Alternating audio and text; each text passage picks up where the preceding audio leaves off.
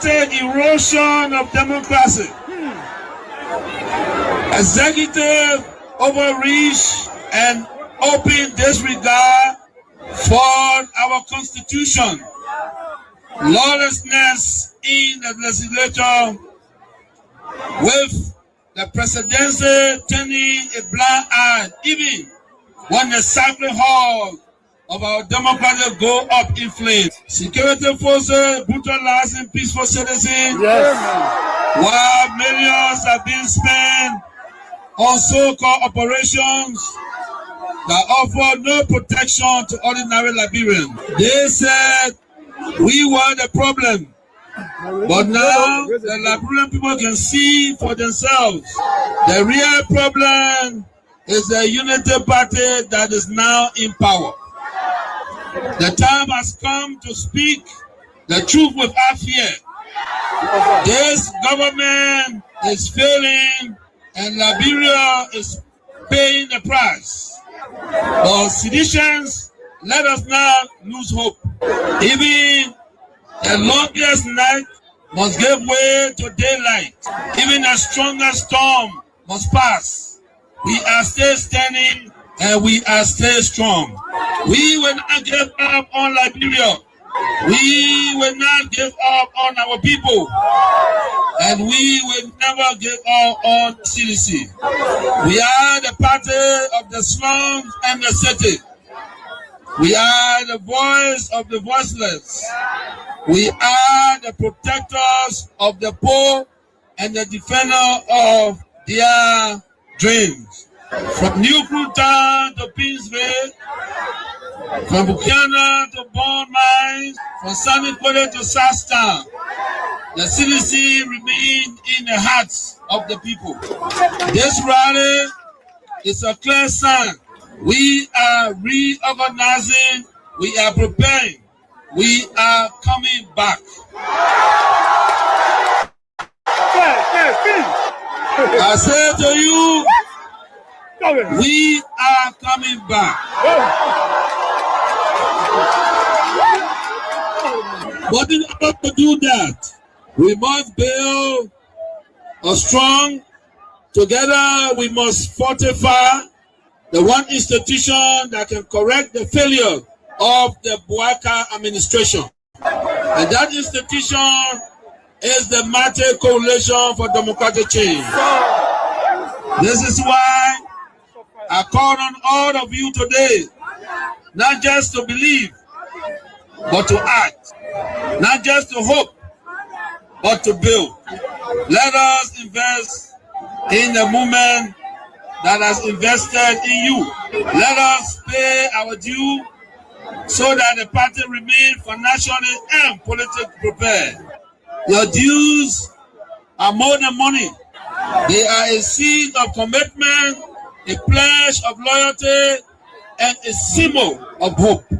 I am so proud to launch this due payment campaign today because it means that you, the grassroots, you, the real owner of this party, are ready to step forward, take charge, and prepare for the future. As your political leader, I promise you this: we will not rest, we will not retreat, we will organize, mobilize, and energize until we reclaim the leadership of Liberia.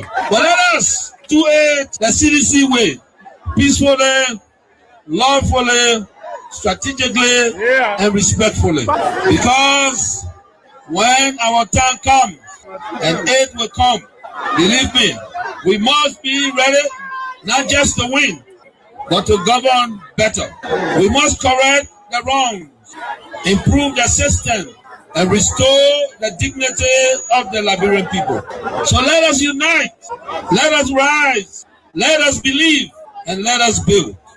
And to all our young people, I say, stay focused, stay clean, stay strong. To our women, you are the backbone of this movement. Keep rising. To our elders, your wisdom is still needed.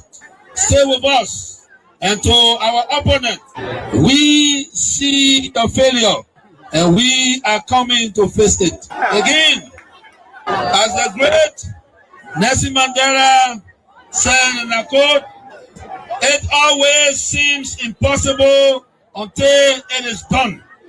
Unquote. The party is alive, strong and mighty. The revolution shall continue. A belief we will uphold to death. The future is not beyond us.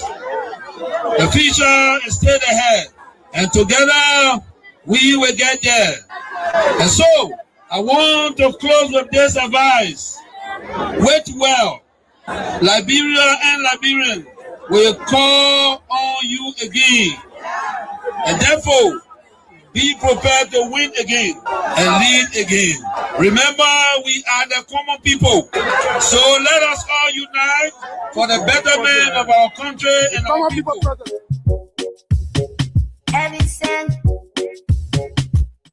Right? He was here from time he finished the university, and then he went into that 2-month certificate program at the university, cancels, he comes back, and he's been here all throughout. He never built any kind of relationship with international companies, international institutions. He never did none of that. He never went to any international conferences. When he was vice president, it was a perfect opportunity to be because as vice president, you're an understudy for the president. You should have understudied Ellen. All of Ellen's contacts, what we call in corporate corporate relations, we call it the Rolodex. All the phone numbers for all the people that Ellen knows: the Jeffrey Sachs, the Eric Worker from Harvard Group Institute, the Tony Blair, all of the big people that used to come here.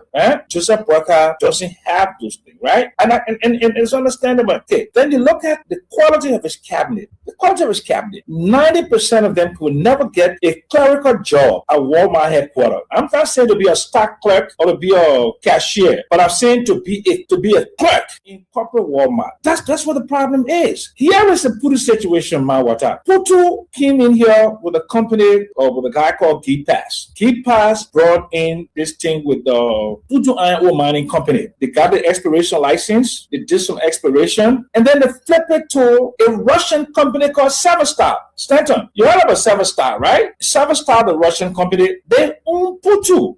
They spent significant amounts of money acquiring Putu from Putu Iron Ore Mining Company, Oreos, right? And the United States government sanctioned the owners of Severstar. So before any company deals with Severstar to buy Putu, you have to first go to the Office of Foreign Asset Control of the Department of Treasury of the United States to get a waiver. That has not been done. So when you see them running around like headless chicken trying to put this thing together, they haven't thought about the ramifications of all the things that need to be done. So here is the thing. There are 2 Liberian companies and an Indian company in the running. Okay, 2 other Liberian companies there. I know who they are, and I'm not going to release their names to the public today. Okay, and then there's an Indian company. What is happening is that a significant portion of the Joe Worker inner circle, they are favoring this Indian company. The Liberian company has capacity and can bring in strategic partners, but they are favoring this Indian company. That's where the matter lies. So can Jeremiah Kuhn, my very good friend, can he be an honest broker to make sure that the requirements to run Putu, first of all, they have to pay the Russian company, they're asking for $20 million. And then the Severstar owes government of Liberia almost $40 million, so that's $60 million. And then you need between $500 to $1 billion to build the infrastructure, because Putu, the nearest port there will be Greenville. But once again, guess what they're going to be doing? They're not going to be building any infrastructure. They're going to build a dirt road, and they're going to get a lot of trucks, and people who own trucks within the government, and other people that will make a lot of money. So you have a company just like you have. And that's why we promote peace in our country. For so many years, we've been promoting peace. And people that brought war still continue to have the face at the end of discrimination. This is wrong.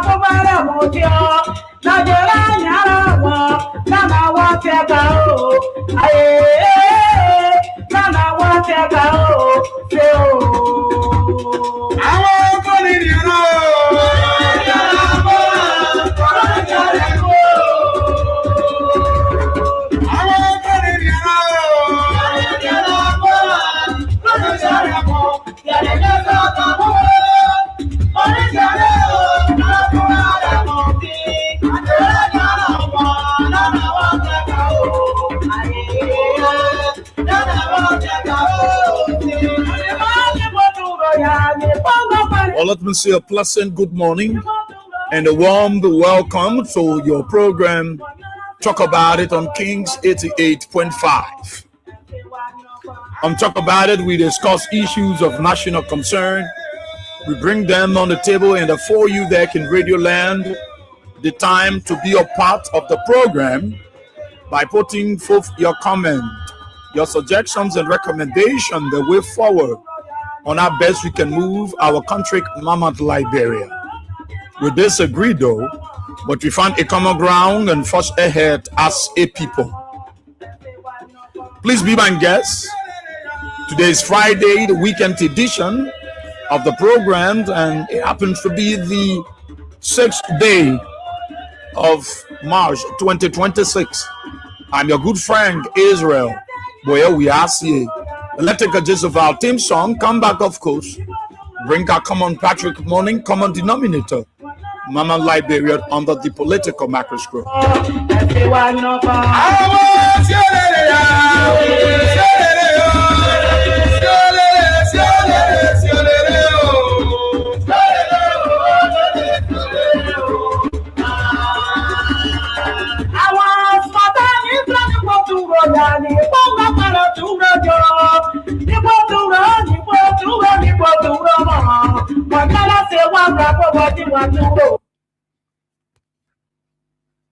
do you have here?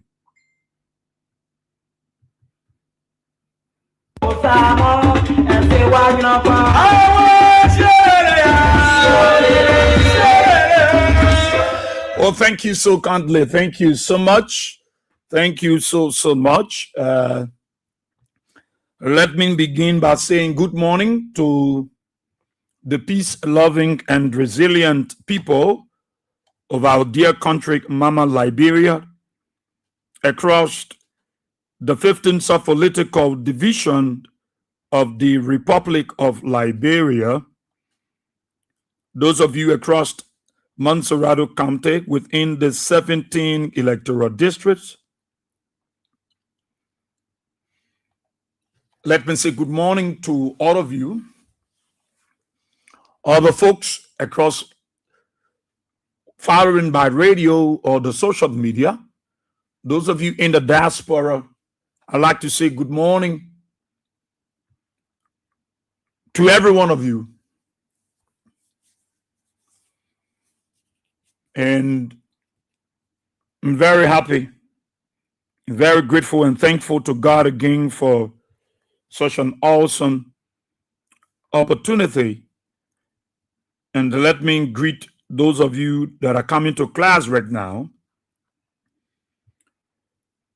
Jinion Jikpa, you there in Minnesota, let me say good morning. Christine Fobe, how are you this morning? Emmanuel G. Davis, you there on the Tusafi Road, Gardnersville, good morning. Emmanuel N. Sewon, let me say good morning to you. You're following from Greenville, Sino County. Bobby Gibson, you're following from Doe Community, good morning. Samuel X. Ben, you're following from Marshall City, let me say good morning. Isaac Bengto, you're following from Saniquele, Nimba County. Abel L. Gledor, you're following from Buchanan, Grand Bassa County, good morning. Quilling M. Banks, you're following as usual from your Broadville, Moton, Conan Road. J. McLaw Wright Heavens, you're following from your resident on Benson Street. Good morning, Josh Johnson. You're watching from Douala. Vinicius Gion Bar, you're following from Nikutown. Asata Emela, you're following as usual from your Soul Clinic community. Jeremiah Flomo Tokwa Labla, you're following from Soul Clinic Gazak. Ibrahim Papi Gray, you're watching from Dupo Road. William W. Wulu, the spokespersons of the Liberian Civil Rights Movement. You're following from your Upper Carwood resident, Foley E. Selived. You're following from Gondo Town, Gola Corner District, Grand Cape County. Ambassador Wayton Butchard Morgan Jr. You're following from your Johnsonville resident. As a matter of fact, you are the vice chair for welfare, CDC regular intellectual militant. Big brother Emmanuel Broad, You're watching from Neapolis, Minnesota, USA. Roland W. Tour. You're following from your Japan Freeway Community there in District 13. Sando Kiazulu. You're following Princess El Peters. You're following from Ganta City. Emmanuel J. Vier. You're following from your Johnson V. City View resident. Henry Tito Jr. You're following from your resident in Carway. Totmont Sanwolo. You're following from your comfort zone in Dolotan, Magibi County. Kobo Wido. You're following from Kakata, Magibi County. Fatu Koning. You're following from Kakata, Magibi County. Danis Sonic Smith, you're following from your hometown, Yedobo, Maryland County. Jean Papi, you're following from Indiana. Jean Papi, how are you, my dear brother? Johnson Dolly, you're following from your New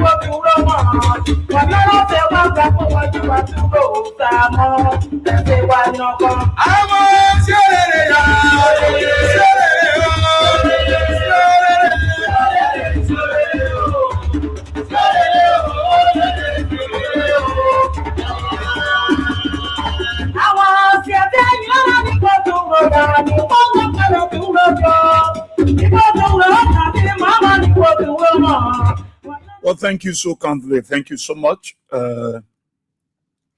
We sincerely apologize for, the break in our transmission, and it was due to power failure. At least we have to make some adjustment. Then we have to go downstairs and get the generator on. But we're back. Thanks to those of you. I saw you stay been patient. Those of you following live and you were there. Shows your commitment. And those of you in Radio Land also, thank you for the patience. And we were greeting you before the LEC people before they took their car and their way. So Felicia D. Barkley, welcome. James Lamy, you there in Jamaica Kiamboko and Drisano County, I'd like to say welcome. Ibrahim Boga, welcome. Jion Jekpa, you there in Minnesota, USA, welcome. Malu Fofana, you on 20th Street, welcome. Chris Gattel, you're in Saniquili, Nimba County. I'd like to say welcome. Darlington Rep Kwanu, you following from Johnson Street. J. Obeto Way, you in Gopa City, Nimba County. Patricia Jipla, you there in Newtown. Alexander M. Dolly, you in the state of Tennessee, USA, welcome. J. McLaw Wright Heavens, of course, I greeted you. Kevin B. Vacan, you following from Mount Barkley, I'd like to say welcome. Sylvester Krumau, my dear brother, how you doing? Welcome. Jefferson Flomo, you in Zozo Lofa County, welcome.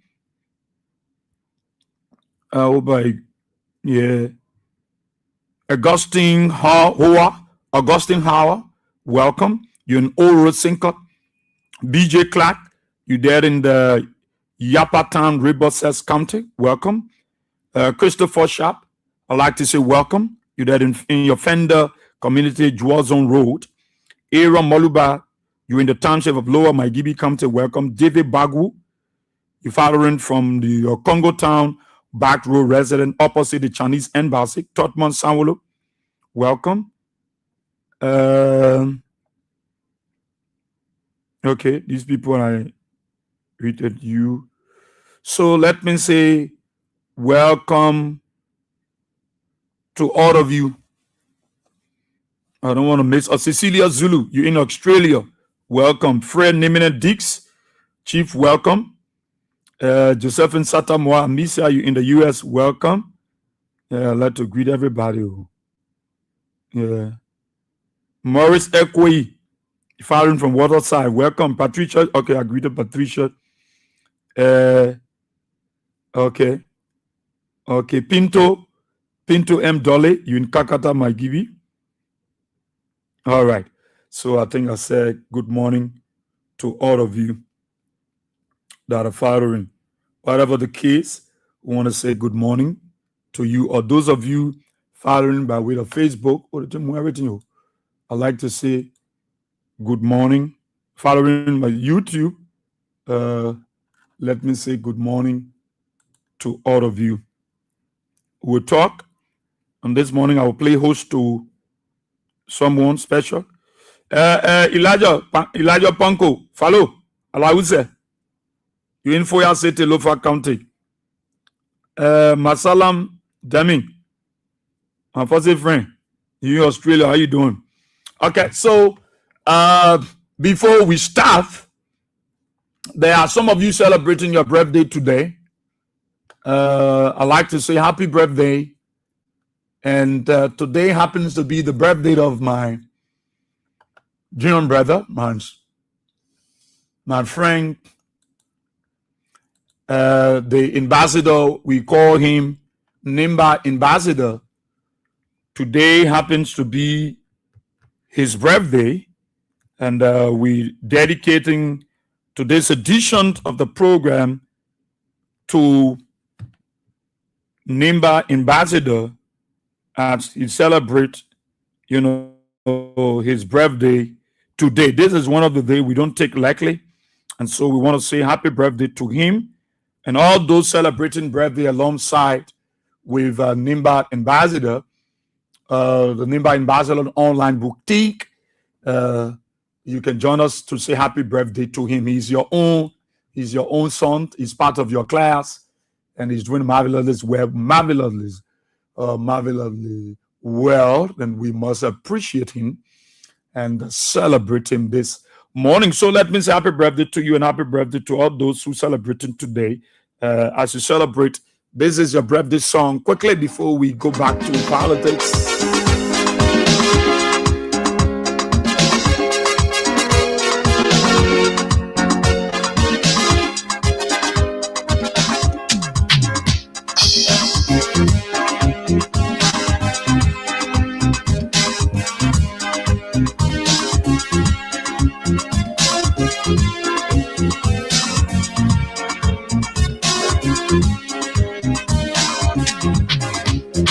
Today is your birthday. It's the day when you were born. Celebrate another joyous day with your friends and family. It comes once a year, so your prayers will be thankful to the Lord for the special day in your life. And celebrate with the song I sing for you. Happy birthday to you. Happy birthday to you. Happy birthday to you, dear. Happy birthday to you. Happy birthday to you. Happy birthday to you. Happy birthday to you, dear. Happy birthday to you. We wish you success. We wish you success. We wish you success, dear. Happy birthday to you. How old are you? How old are you? How old are you, dear? Happy birthday to you.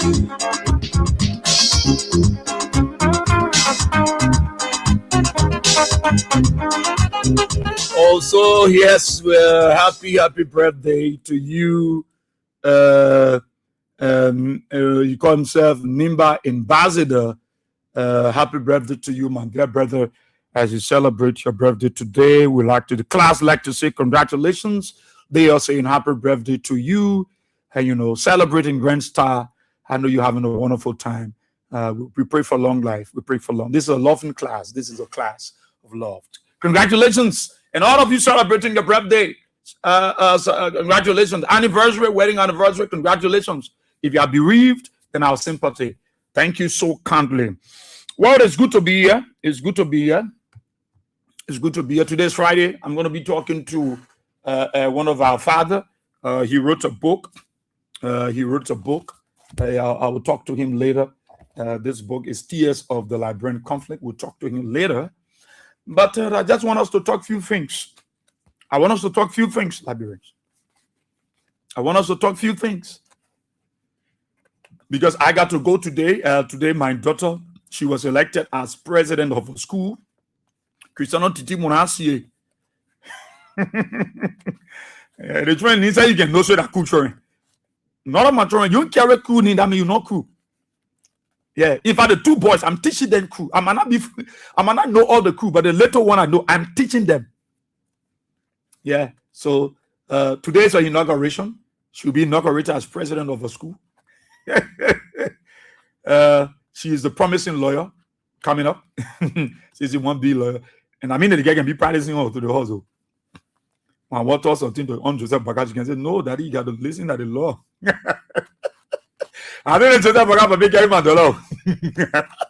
When you understand anything I'm talking about Joseph Bagash, but that is the law, that is law. So congratulations, Christian Titi Muransi. Yeah. I'm going to witness your inauguration today, man. Yeah, they might not call me for remarks again. I will check that play. You might call crew, man. I put my speech in my pocket. As soon as they say remarks by Christian Father, they will get to know where I'm coming from. The grandson ball. Thank you, Mama. Thank you. I'm proud of you. Your grandma is happy. You know, for me, my concern is about Liberia. I'm concerned about the people.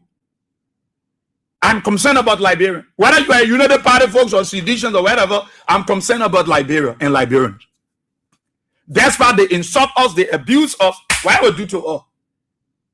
Why would Jesus over here? Jesus that came to die for us. So when I come on Jesus go pa, I know where he go pa. Here a disciple that running race my picker. The men ran behind Jesus and his disciples. Jesus wait for them to go sell in the temple. The way Jesus was flocking those men, you think our ordinary flocking? He was thinking about the running race he did, and so he was flocking people from his father's house. They say other but think about it. I mean they will not talk about. So they insult. Gradually they are getting to know that, oh, so these people for us, they're for the common people, they're for the grassroots. Look, let me say you, our quest that we keep talking about all the trouble that is coming to this country, we're telling them and they are overlooking it. Somebody said to Israel, but Israel, they put your land, government take your land. Because you made a land issue to be able to take your land, or they take your grandpa land. I said the day they will take your land, you will call me on the phone. There you will call me on the telephone. There you will call me on the telephone. There you will call me on the phone. I will be sleeping. You'll be calling me boss here. But this fight is for the Liberian people. Because what the campaign now is to get rid of the common people. That is a campaign. And who the face that is being used, that Joe Walker, that the president face they are using now to push the common people. They say you are the helium, they will push you out.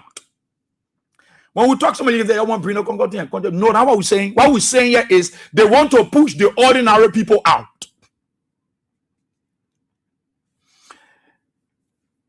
The first time I listened to Madame Selif, you see that woman, a con artist.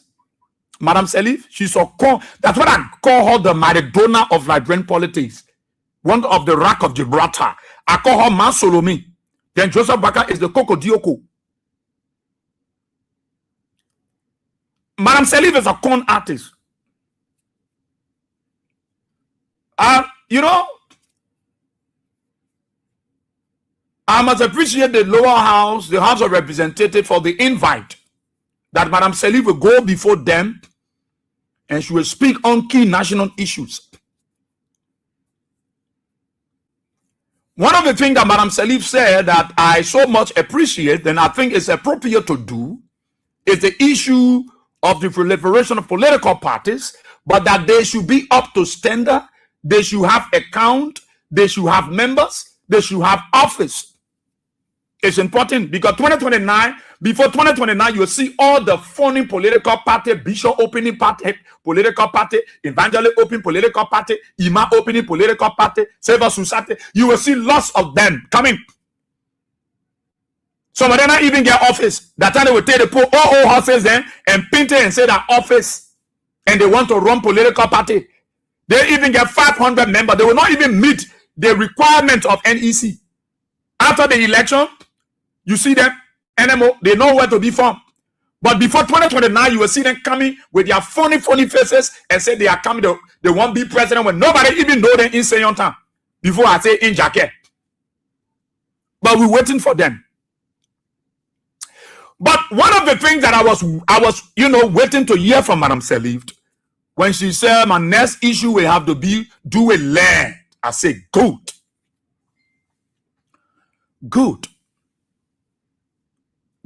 Let me listen to Madam Selif. Because I listened to Madam Selif first. When she went to EFBC house, she desecrated the church and said all the bad things about the church. I said, let me listen to this former president. Somebody just said, where's Madam Selif? I said, let me listen. Just listen to her. But I want to tell you how these people, they are not good. Now I realize that it is a campaign to get rid of the ordinary people. It is a campaign to take the people land from them by force. It is a campaign to take people property by force. That's what Madam Selif said yesterday. We will dignify it. No, I'm not going to dignify it. And no Liberian, the common people will not dignify it, because what Madam Selif said, it has given another grade to these people to do the unimaginable, to do the bad things they started doing. Yeah, what Madam Selif? What is Omar? I believe that we have several policies. Wait. I believe. No leader believe. Omar, where are we? That kind of mean one looking for. My second comment has to do with land. Thank you. I ate it. This issue is causing serious problems in the country. Okay. Institutions, organizations, and individuals are holding large tracts of unused and undeveloped land, which must be put to work through sale or other developmental arrangements. On the other hand, people are occupying and sitting on land that don't belong to them, causing serious legal issues that the judiciary and other state structures seem unable or unwilling to resolve. I have already spoken about the poor zoning laws and the so-called squatter rights. Other landowners allow marketeers and others to use their land to build all manners of structures that effective zoning would have prevented. All of this point to the need for policies and other legal action to solve the problems. The government's authority in the use of eminent domain must now be used. This is likely to be painful to many, but this is the price of development that we would all like to see. You listen to Madam Selif? Do you listen to the former president? I don't know about you, but for me, I'm disappointed in her statement, in her utterance. I'm disappointed in Madam Selif. The thing she said? Me, I don't know about you. I said, me see, me sonosio. The original Konji Kongoro. I'm saying I'm disappointed in Madam Selif. You know, I'm not surprised because Madam Selif went to that EFBC there. She went and said, Baba Tine. They might break people more, they might break poacher when on alley, even on alley. Madam said, then you know they almost so smart. At the end, then she said, I know the thing I'm talking for. Say I was there for 12 years. Well, I can't do it. But at least I did my best. You did your best. Why you want to say this thing?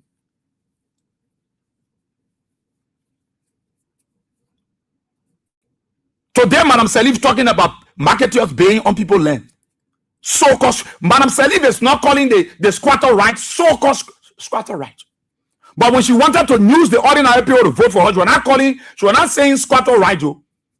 She was allowing people to live on government lands, on those lands, and build there. When she wanted to be president and use our people, your Madam Salivo, she was not talking about the so-called.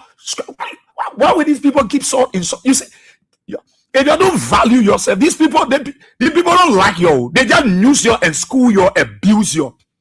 That Madam Salivo calling the law so-called squatter right. Today, marketeer go on people land the data. The very marketeer that she was using, our mothers that she was using to get votes, and she gave them the squatter right to live there. She gave them the right to build there. Other people in the country look at their land and say, "But let the market post say on my land. Let it say it."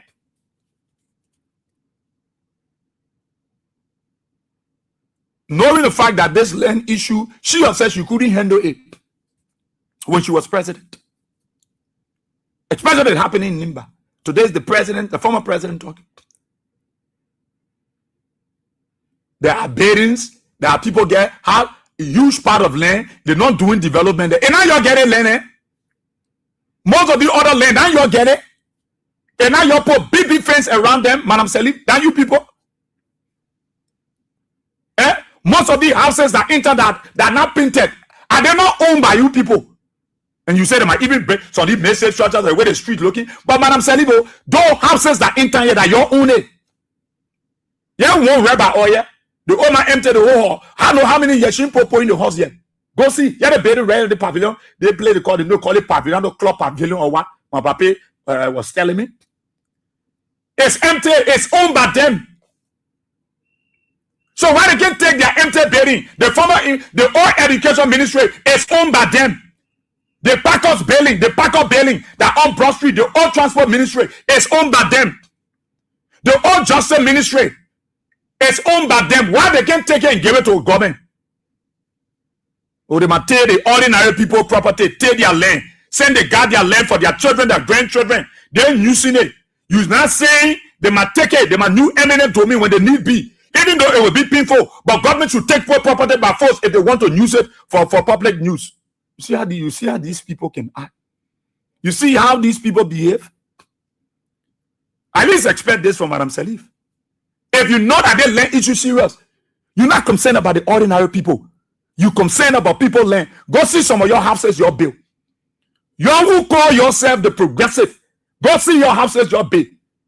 Recently, last year, the Moravia Center Corporation said everybody should paint their house. Isn't so?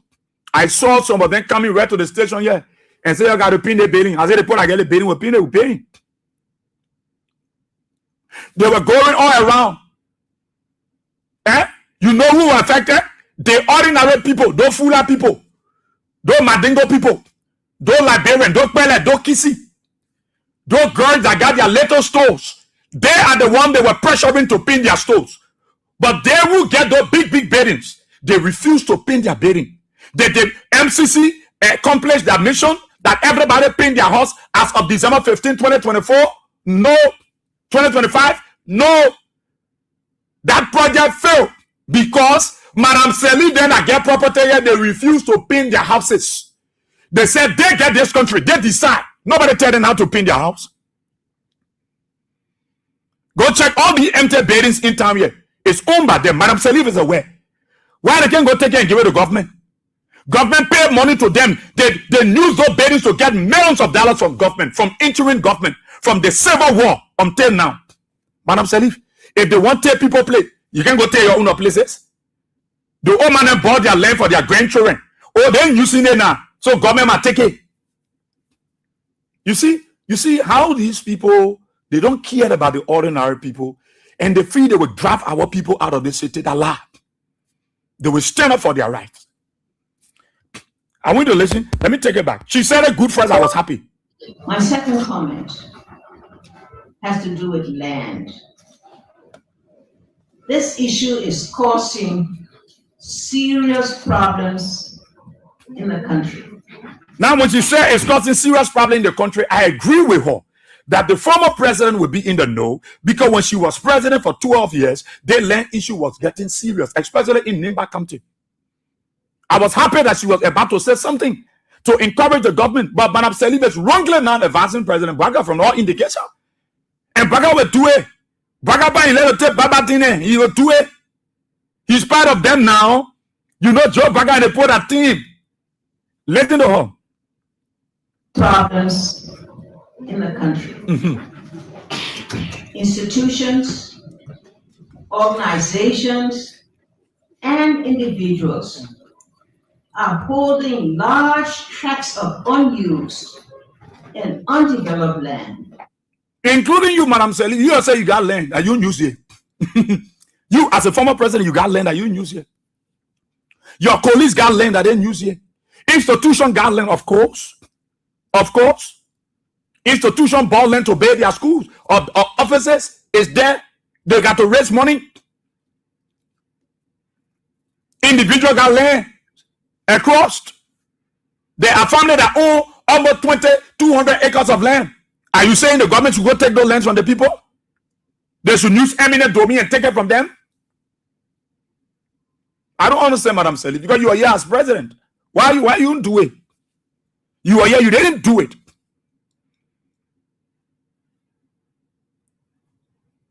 That is why you see they're not concerned. Madam Salif is not saying, she's not even talking for the common people to say, you know, the way the land business going, one person coming to claim one area to the other. I think it requires so much investigation. It will build tension in the city. The legislature, the lower house should be able to invite the land authority, the national ACA, even the probate court judge, they invite him. And they should be explaining, because people complaining that their documents are leaking. Where all these things coming from? One man will clean one place. From Famuma House straight to 540. One man will clean from Freeport straight to Douala Market. So I think as former president, we want the legislature to intervene. Our people, they are taking their lands. If it is legitimate that the land for them, then of course, let it be handled by the court. But you can't invade the people early in the morning and the people to claim that they got documents. Let the legislature look into it. I thought it was kind of a recommendation that Madam Salif was going to make.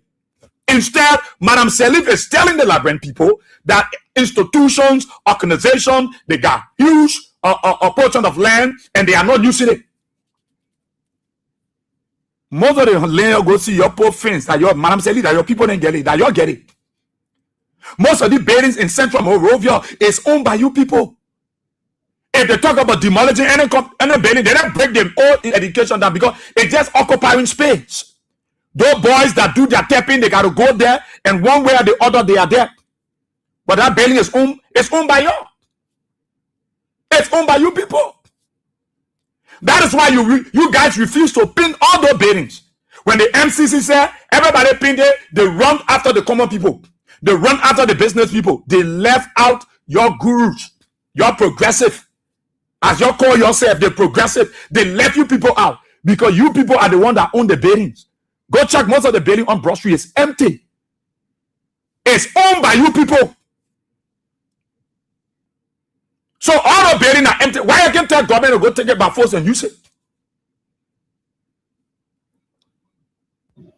Which must be put to work through sale of other developmental arrangements. If it should be put to work, Madam Salif, you're not the one who tell people how to sell their property. You were president, you didn't tell people, say, you got to sell our land, or we buy it by force, or we use eminent domain. Madam Salif, you were president. You wanted the vote of the ordinary people. The thing that you are recommending to Joe Baker, you didn't do it because you wanted the vote of the ordinary people. You went there the 6 years, you wanted their vote for additional 6 years. You didn't do it. Why are you telling Joe Baker to do it? I mean, how these people can behave so? Why would one group of people wake up and say the country? I just don't understand. You tell the thing you were president, you refuse to do because you wanted the vote of the ordinary people. Today you're not president. You were president, all the building there, you were renting it and giving money to your family people. All those buildings, you knew they were empty. You don't say what you're saying today to the legislature, Madam Salif. Oh man, and you are coming today People buy their property. That government's going to tell me my land about. Some people, money buy their land. People in America, they buy their land, they put fence there. So you telling Joseph Baker to go and take these people land from them? How many Joe Baker then taking people property? They're collecting people land and right. They sit here and other people taking it. And you are sending up a bad signal and telling the government to do it. But I'm telling you, you can't do this thing. Oh my, you are a former president. If that John Weir has said this thing, if that John Weir yesterday, you will run with it. President Weir is saying that government should take the poor land. Government, you will politicize it. But it's Madam Salif, the press, you're not talking about it. You're the talk show people. You're speaking to it. Because I'm John Weir, when I John Weir come and say, hey, John Weir said government man, you eminent domio to take people property. And you see what we tell you about the board?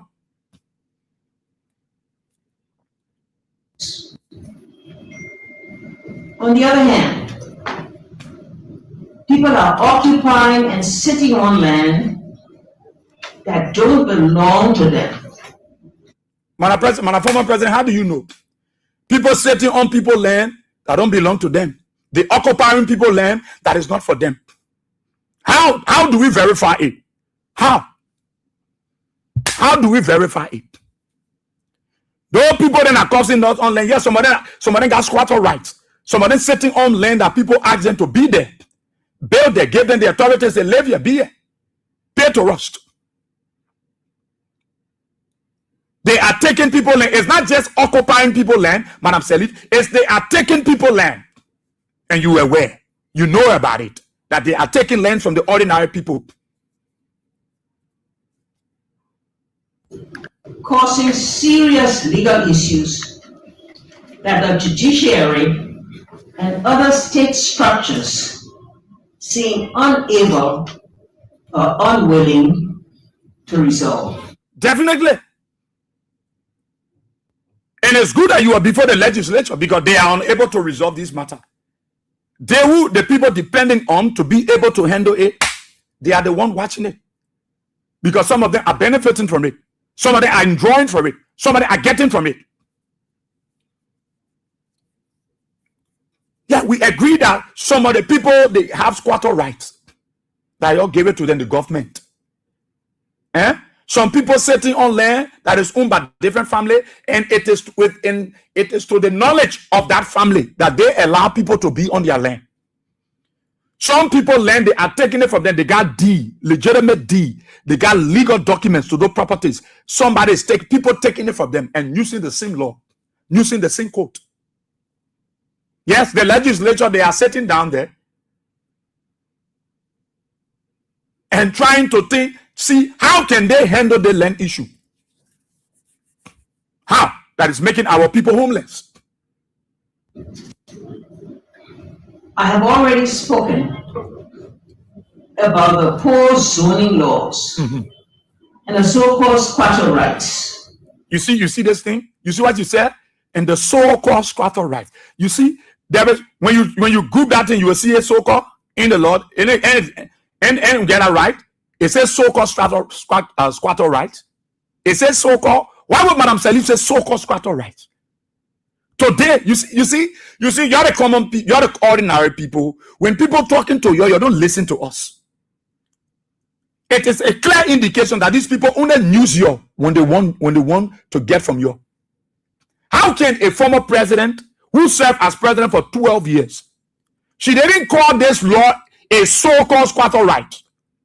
No, she didn't attach so-called to it because she wanted the vote of the old man in West Point, the papa in Nukutown, the border in Cape Man, the old man in Bogonjere, the trainer in Nimba, in Gompa. Madam Salif didn't call the law a so-called squatter right when she was president. But today she's not president, she's calling it so-called squatter right. That means those of you that are squatting in areas, Madam Salif said you're also going to be there. Amen.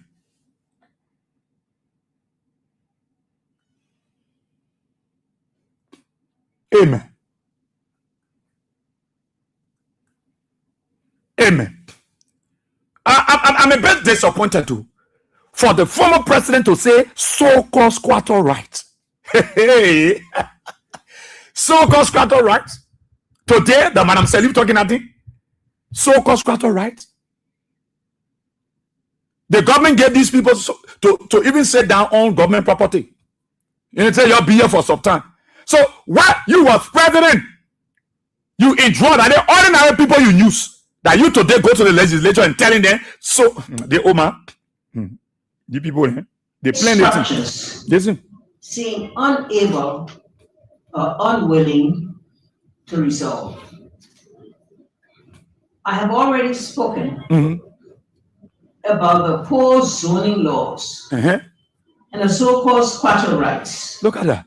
Look at.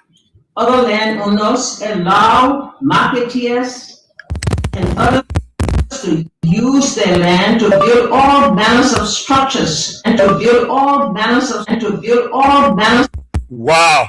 That man I'm selling saying. These people are good, though. Yeah, so we all listen to it.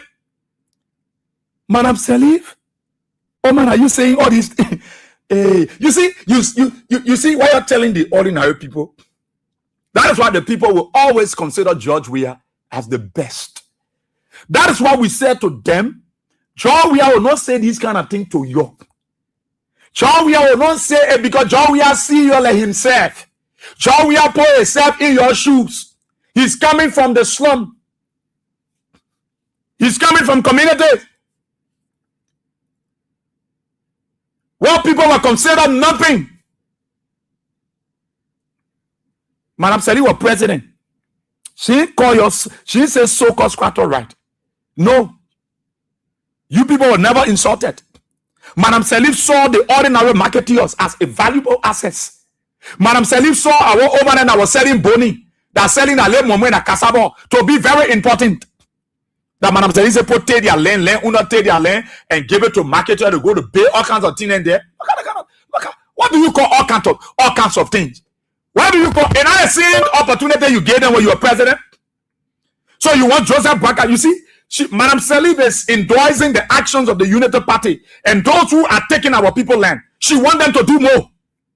She wants the government to take everybody land from them. You see what the former president saying to you, the old man there, you're the Yana boys, all of you, you see what she's saying to you? Let me play real. Structures seem unable or unwilling to resolve. I have already spoken about the poor zoning laws and the so-called squatter rights. Other landowners allow marketeers and others to use their land to build all manners of structures. All manners of structures. Man, I don't like the thing that you're the common people that are selling water, selling some area there. You think why they broke that place right after a horse? Old man was selling dry fish over there, and they broke it down. The people that were selling dry fish over there, where they from? They from Mama Point? They from Mama Point? They from Cinco area?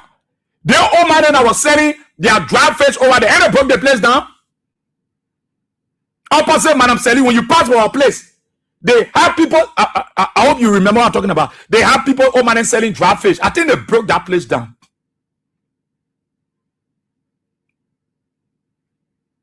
That Madam Salif, people, she said people taking their land, giving it to market or giving it to people to be paying all kinds of funny things. They ready, just put fully thing in there, they put it there. Madam Salif. But when she was president, she saw this very area. People were there, marketeers were there.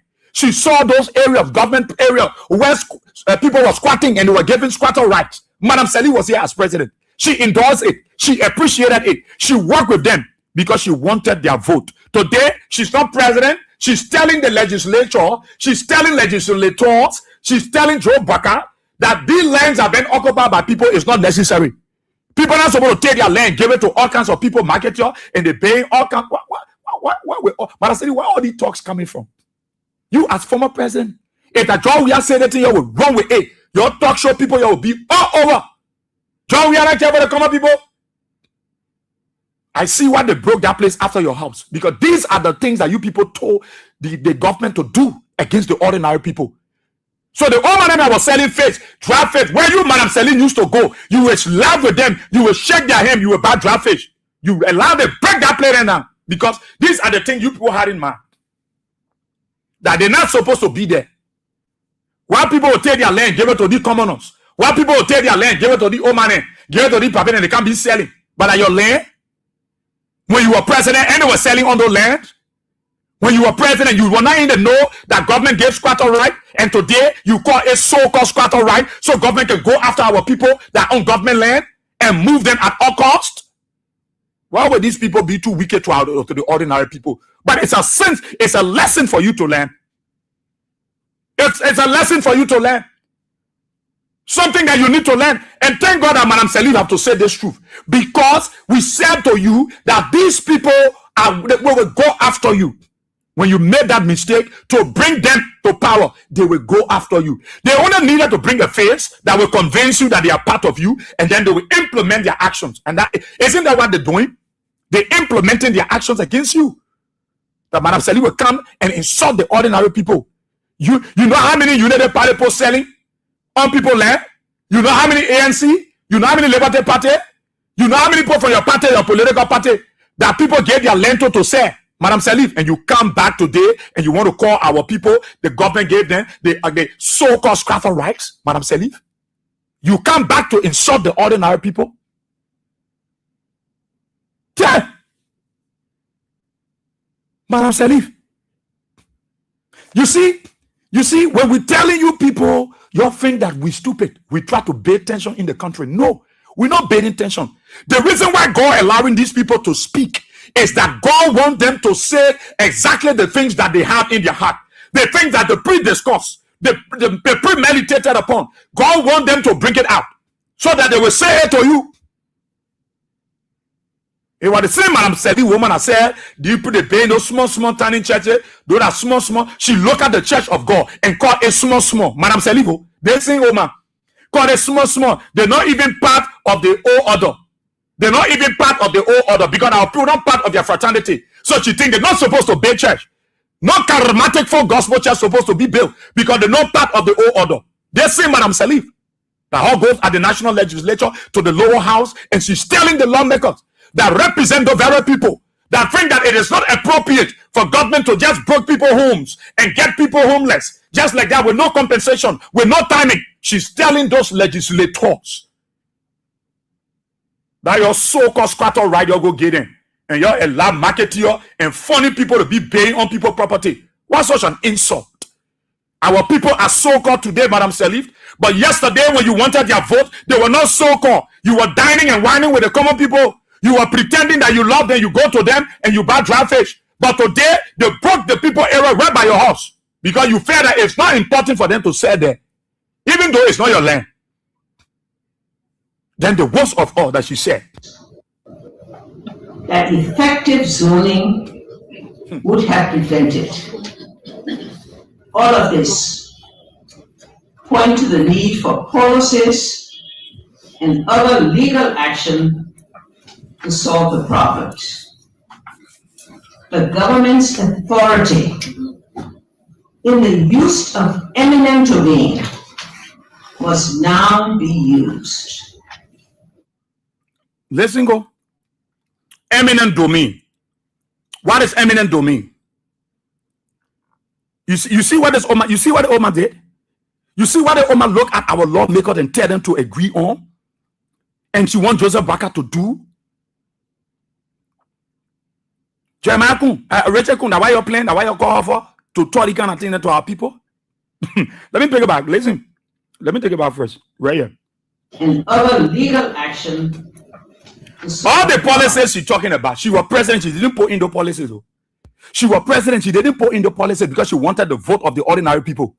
She didn't put in those policies and mechanisms, those mechanisms. She didn't do zero. The old man see they Madam Salif Oman, they man solo me.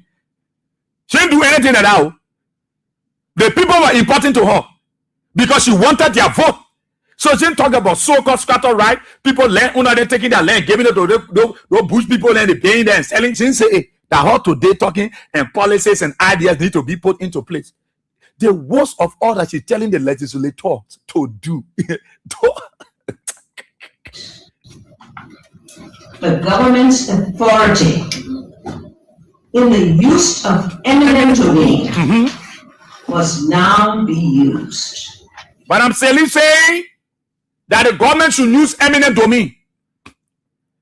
Eminent domain is that power, is that government power given to them to seize private property for public use.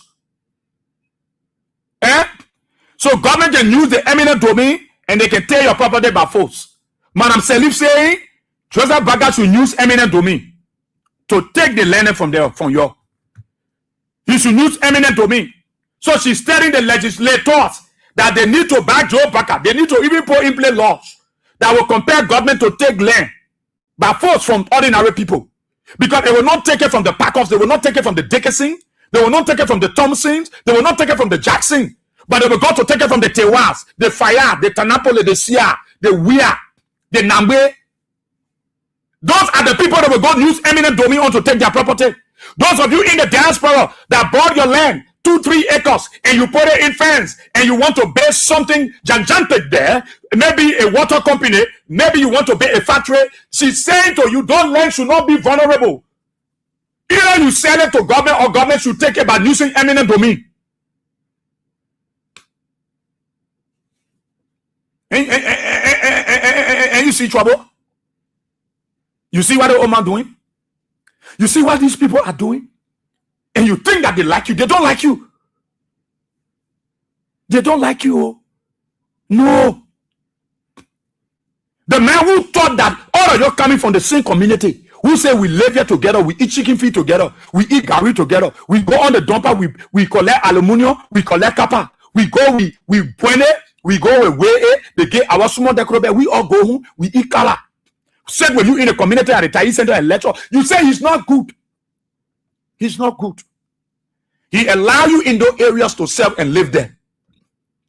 John, we they didn't call the squatter right so-called. George, they didn't say that so-called squatter right. Madam Salif have insulted the ordinary people. That utterance, but adding so-called to it, it's insultive. She has insulted the ordinary people, the people who made her for 12 years. You see how these people not good? When we telling you, you think we stupid, we ain't got sense. It's not about Unity Party. It is not about ANC or CDC. It is about Liberian people in the country. Some of you got 2-3 acres of land you in Europe. That land you want to put a gigantic structure, your dream house. But Madam Sally telling the legislator, some of those lands we need to take it by force. Either they sell it. So she even forcing people to sell the land to them. You will sell the land to them. When they want buy land, they will sell the land empty. You can't sell the land. They will talk to put in the government to use eminent domain. Either they force you to buy it or they take it from you by force. She's asking the government to do eminent domain. Or in the name that they can use a place for private, with government one place, they can bury their place. That people land. If you want government to use eminent domain, Madam Salif, let them use eminent domain on your houses you'll get into here. Where you refuse to pin, those houses are dilapidated, they are dirty. They are the most dirtiest building you get in Central Monrovia. Your bill and you refuse to follow the settled ordinance. You refuse to paint your buildings for years, and you want them to go take the ordinary poor building. If the government want to take property and use eminent domain, Madam Salif, let them use eminent domain on your building you get in on Broad Street. Your dirty building where you get your camping and put renting those buildings. Go see your buildings. You're act like you're the guru, that your own Liberia, that your own Monrovia. But Siafa get order that everybody pay in their house. You say Siafa that labor, he know nothing about Liberia. You should sit down. That you own this country. You want building red by yeah, the pavilion. I think they say the club, they call it club pavilion. The woman refused to pay in that place. She put everybody outside the day or Arab cool. She can't move everybody. She will even stop people from selling on the side wall. Play that she even built. But she felt they own the country. They said they were when Tubman was here, they were having all the street. No buckler was selling here. Insulting the ordinary people. I'm disappointed in Madam Salif. Then listen to what she said, Reggie. This is likely to be painful to many. You hear it? This is likely to be painful to many. So Madam Salif is aware that the Liberian people are feeling the pain. But she want more pain. She want the government to inflict more pain. She want her people to inflict more pain on the ordinary people. It might be painful. Madam Salif, it might be, don't say it might be painful. It is painful already, Madam Salif. You were there for 12 years. Why you do the thing that you're telling the legislature to agree on and put it down as law to do to their people? You are telling people who representing their people to agree to laws, to break down their homes, to seize their property, to give it to the so-called progressive and elite. That's what you're saying. That's what you're telling the lawmakers to do. You go at the lower house and you're telling a representative, you know, you're telling DJ Blue Wolf from District 17 that your broadway area people get land, they sell land, get it, your mail law. Either they take that land, they sell the land, or we use eminent domain. You know how many lands, even you, Madam Salif, there are property in this country that you own. You refuse to develop it. So we might take it from you. You also saying the bonus property, we should take it from them. What kind of suggestion is this? Are you telling our lawmaker they might do this kind of thing? You telling the lawmaker representing their people, when the very government go to district 6, go to Andy's representative Anna's district, go to his district, and they go there, they bust the door and pull all the medical equipment outside and say that's somebody's property. Madam Salif, you didn't see it on Facebook. You didn't see it, former president. And you say, I know it might be painful. I know it might be painful, but what? This is the price of development. It's the price of development. But Madam Salif, why you didn't do it? Say you know it is the price of development. Why you didn't do it when you were there? You see what I say you people should learn from us and listen? Madam Salif is not talking for the ordinary people anymore. In fact, Madam Salif don't want the ordinary people to leave this place. That's what they want. Because there are plenty of people outside Liberia that bought land, 2-3 acres of land. Some of them want big water factory to empower Liberians. Some of them want big vocational institution to empower their district, their community.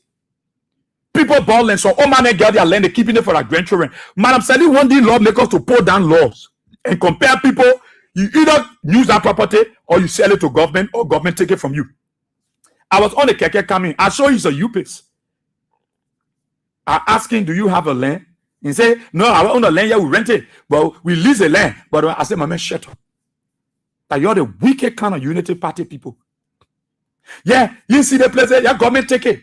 I said, go take it. Someone will give you nasty goa. You will get real fire goa. The one that will hit you. You will people right away. Some of you, they need to start giving you real fire goa. Then you will know that you don't play with people's sweat. But you want to joking all their wish, then they in around here, they say, I in wish, I can fly in the net. You can't, you bugger and can tell your land, you can't get someone fire iron. Then you make it fall. Because the thing Madam Salif, they start talking here, that why giving the people more grip and more power to do what they do. I see what they broke those people. Amen, Madam Salif. But oh man, you are the guru. The old man that was selling the dry fish before you get to Oro Junction. I think some of y'all know, man. When you power Madam Salif up, you burn with Oro Junction. And they base something until one day, and you will see old man with dry fish, you know, camwe, snapper, naple, boni.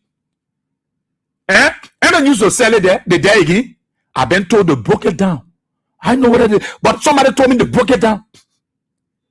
I see, because Madam Salif is saying one land owner taking their land, giving it to people, they paying funny thing, the market you them pay. You see, I think around the 72nd area there, they said going to police academy, right around they say Rodney CA.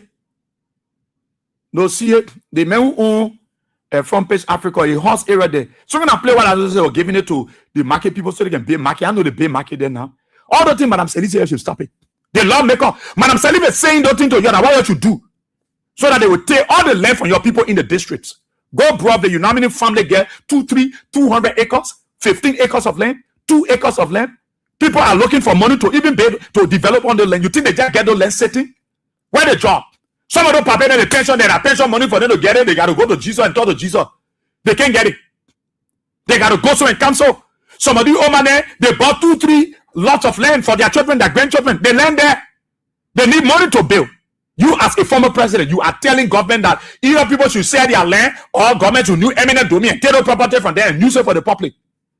Why they can't go take your property you get on Broad Street? Your beta or education ministry, although you're errating, that bidding is life-threatening. Why you can't tell government a new eminent domain and take it?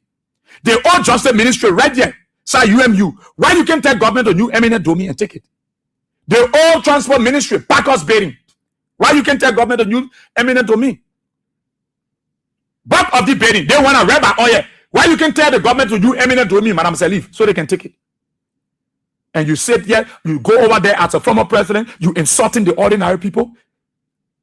Government gave our people place to live.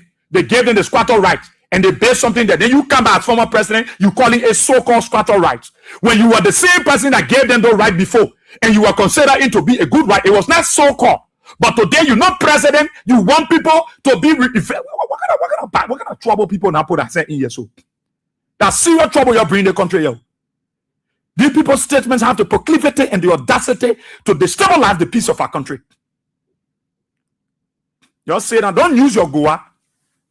Look, you will make some people who carry with yellow machine, they will not even be able to move. People will start saying all kinds of things. They will not use gun, they will just do spiritual attack. Because what we see in here, for a former president that will encourage legislators to engage the executive, to call the land authority boss, to call the national ACA boss, to call those from the probate code, to ask them why the land issue, why people with legitimate documents have been evicted, their homes been demolished, why? And people are pointing in at the probate code that people are dubiously, nicodemously involved into criminality. Instead of Madam Salif engaging legislators to start to see how they can go to their individual districts and seek the welfare of their people to know what is happening with their land, Madam Salif is telling legislator there is a need to craft a law. There is a need for a new policy. That so-called scatter riot need to get rid of it. If the pocket said empty land, let use eminent domain and take it from there and develop the country. Even though it might be painful, but it will be gainful. Are you killing me? Are you killing me? Is that what Madam Salif go say over there yesterday? And some people jumping and John dancing? You know the implication of that statement? You know what Madam Salif is telling the government to do? And she go to the people that are representing the very people that are homeless, that are displaced, that are in tears, that are in pain. She go to the people and telling them, say, you need to do more. You need to damage your people. You need to cripple them. You made them die. But from frustration, Madam Salif. Madam Salif. And I see some of you, the Unity Party people think that it's good. You think it's good?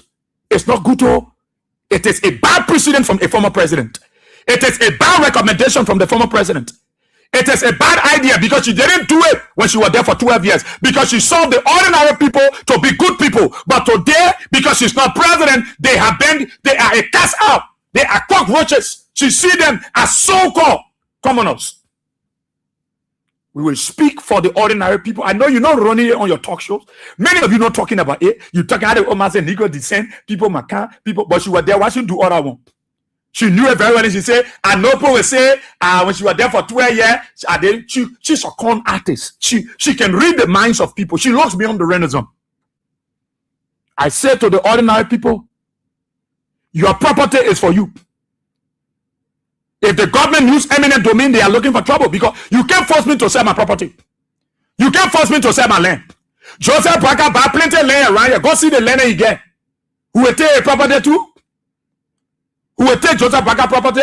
All his official own land around this place. They got land. 2-3 acres of land. We should go there and use eminent domain for the public use. Madam Salif even saying some of y'all are living in Morovia, there is a need to break some of your houses and use eminent domain, clear up and build something good. With no compensation. But your parents get D. But she's not saying y'all go, the old education ministry, let's break it down because it's not useful. Because they don't want own it. They don't want own it. They other plaza are rare. They want to read by oil when they're trying to selling their late market. When the old man can, you see her, you can't. She ain't want to see nobody around. They let people not living. That place been dirty over years. You can't paint it. See, a father will come. Then, you know, they scare of the people. You ever to go to the people building and tell them to paint their building? How many ordinary people in Central Moria get property? The BB building. It's not owned by them. Their bathroom is so nasty and dirty up. They don't even clean it. They don't even have the tenure. And that Madam Salif said, "Why man can't you eminent domain and take the ordinary property?" But you want to talk about property, you can't talk your own get all the land that Madam Salif and associate guy in this country. Why you can't give it to government? Oh, the government might go West Point and you eminent domain among the people. That's why you say, man, former president. Oh, the government should go Nukutan. The government should go Johnsonville. The government should go to Mount Barkley. The government should go to West Point. The government should go to Jalatan. The government should go to Satan. Oh, the government should go to Bishop Road. The government should go to Warren Street. Oh, the government should go to Lockington. The government should go to Conway. And tell people you got to sell the land or we'll take it by force. It's another thing that they come and do again. That thing what Madam Salif said that what they will do, they will walk to the ordinary. Oh man, you got to sell the land. If you sell the land, the government will take it from you by force. They will compel people to sell their properties. Those kind of people, soon they take their back, get them fire, go out. Soon they take their back, get them real swimming, go out. Help them hard. Let them know your property you suffer for. They don't play with it. You think that everybody can lead that will go, eh? Even the Muslims are fasting. You how many 2 months they will tell Allah wait, Allah got to wait, and they will pay their debt. And not everybody can lead their own God. You don't mind these people, they can't, they want it, they will tell you. No, that statement from Madam Magma. And when Nima now. And when Nima. And when Nima. And when Nima. The fighting that will open Nima for land bidding. You will see it. Then they will take the police and send the army there to go shoot people. Madam Salif should be preaching peace. They should not go outside like bro and act like they love the country. And they come back, they bring big division. Madam Salif should sit with Joe Baker and say, Mama, you honor me for 12 years. You listening? Lead the people. Unite the people. She should be talking about unity. Then to be telling government to take all land. If you can't sell the land, the government should use eminent domain. Which policy you want the lawmaker to bring? The lawmakers should craft idea to move to suffer their own people. The lawmakers should write down laws that will make the government take their district resident property. You know how many people get property in district 17, in district 16? Some people got their 2 acres of land, they're keeping it. They're looking for money. Some people just buy 1 hotspot. They're looking for money. So you're saying that if they can't sell that property to you, Madam Salif, if they can't sell it to your group, then government should do eminent domain. So they can't be passing around and taking people property. Let me take your course. Let's take some course. Because later we'll talk to my guest here. But let's take your course. This is what Madam Salif said. And I'm just telling you how I feel about it. I feel disappointed. For Madam Salif to look at our ordinary people, our marketeers, and say land owner can take their places. You see, she brave to tell the lawmaker because some of the lawmakers, they get their land. In their dates when they tell the community people, you're bay here. You'll be selling here. You're made a small market here. And they have to build a place. She telling the lawmaker there that you're taking your land, your land, give the market, you're paying all kinds of things. Look at the Oma. Then you calling people that squatting on government land with squatter rights, you are telling them so-called squatter rights. The very squatter rights that you permitted when you were president, today you calling it so-called, Madam Salif. They might break the ordinary people's homes. But you refuse to pay your houses. That the ordinary people might pay in their houses because it's stupid. Talk about it on Kings 88.5 077-223-9933. Let's take some of your calls before I take my guest. 0886-304497. The WhatsApp line +231-886-304497. The women line 0777-980-375. 1 minute to the point. Let's take our very first caller. Good morning. Good morning, Bawia. Good morning. Thank you. Yeah. This is Pam from State Street. Yeah, Bawia. Something something comes to my mind. I can remember when she gave 540, but she wanted for the native people to vote for her. Now, why she gave 540 at that time, it was not bad, and then when she said people should go to 540, they should be there. And we people fought together, they went to the mansion to her. When they were talking 540, she said no, people should be there. You know, no matter the plan that these people made. At that time, you take all there in Morovia here. And they coming back to. So that woman know what she's saying now, what they coming back to. But at that time, even my late father was trying to buy land in Morovia first.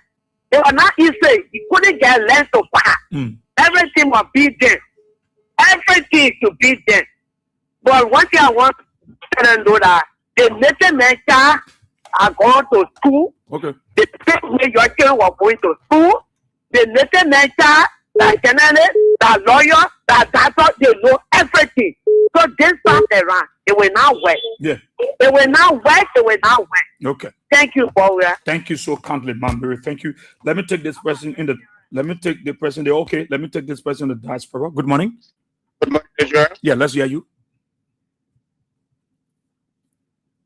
Yeah, and good morning to the peace and loving people of the Republic of Liberia. My name is Amolai Domambafa. I'm right beside. You know, my brother Israel, those people, they don't have any strategy of development within that country. Now, it is not a bad thing to remove people and to bring development. But where are those people going? Thank you. Yes. You cannot say you want to bring in development and you are making people homeless. People that have their lane in the slum community. It's so-called squatter right, but those are that the government gave to people during those days. Yeah.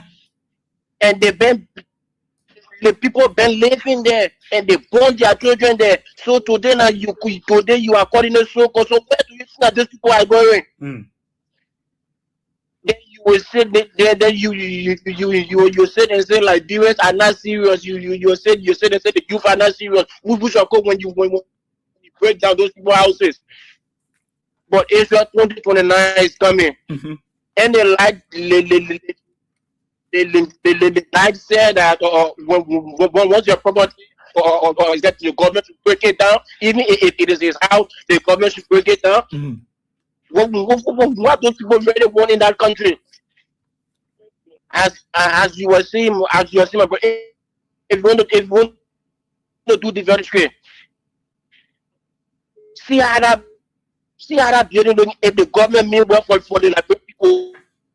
Why in the heart of the city in Monrovia? Yeah. The government can that building. Look at EJ Raw building.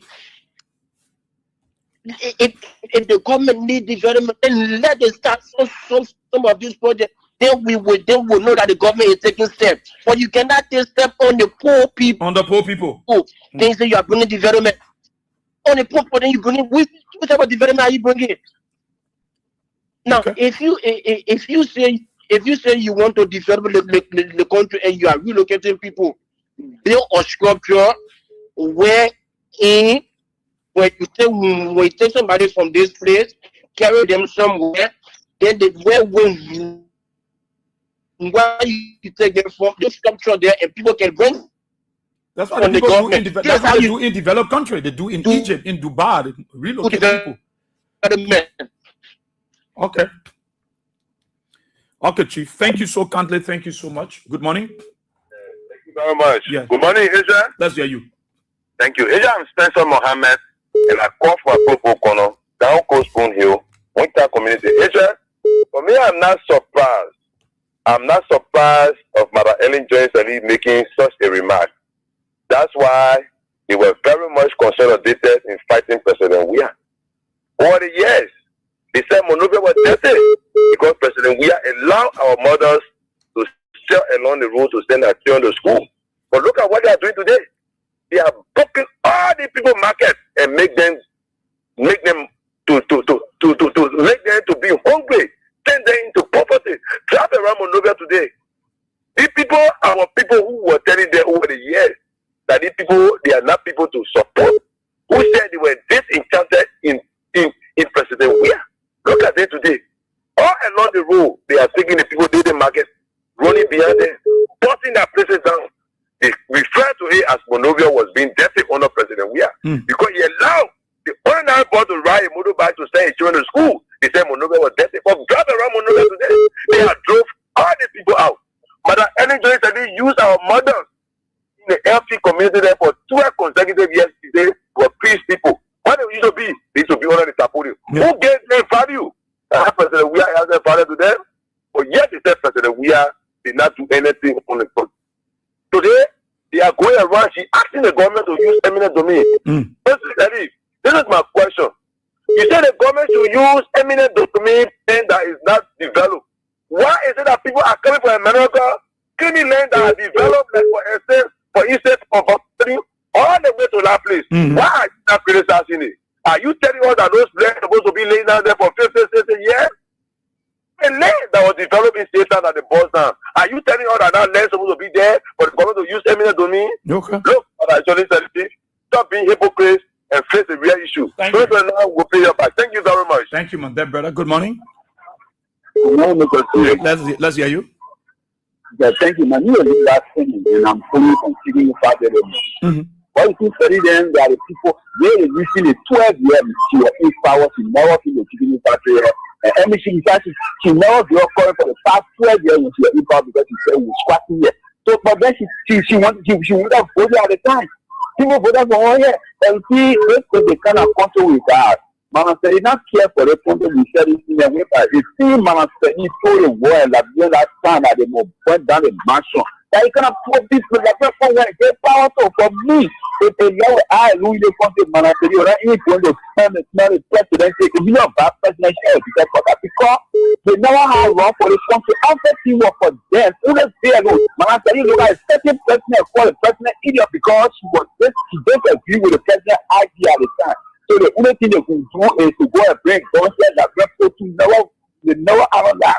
They jump behind there and they took them to be pulled up. They say the kind of woman that lives in your own bombing country and run up.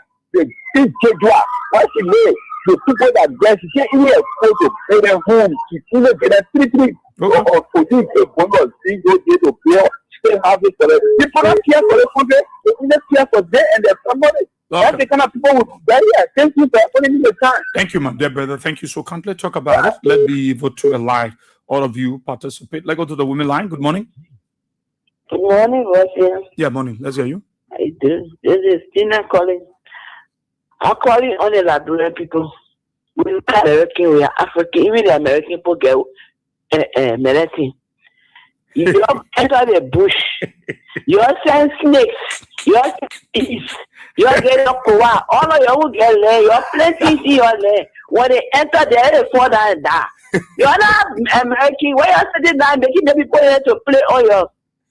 They say you don't know how to do. You wouldn't know how to bring your friend down when they prosper. They wish cry, they button their houses, they cry. Then in the night they can fly. I say you enter the bush.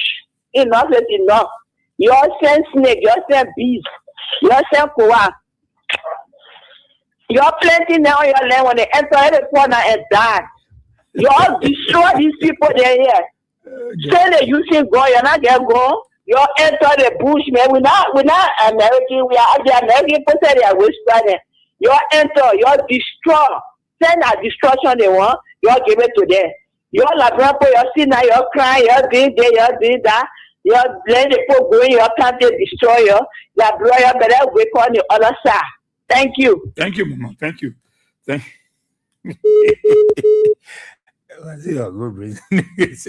Oh my God. So let's take your calls. Got some small time for you. Good morning. Good morning. Yeah, morning. Who there? Yeah, good morning. Morning, Chief. My name is Sam. That's the morning charge, yeah? Okay. Let's hear you. I call from Chicopton. Thank you ever so much for your talking point. Let us hear. You know, for me, I'm not surprised to hear what I heard from the former president on the seriousness. In my mind, logically, the former president means no well for the ordinary Liberians. Let's be clear what we have here. We all were here during the 12 years former president Salif. The only quote-unquote educated people in this country at that time were the former president children.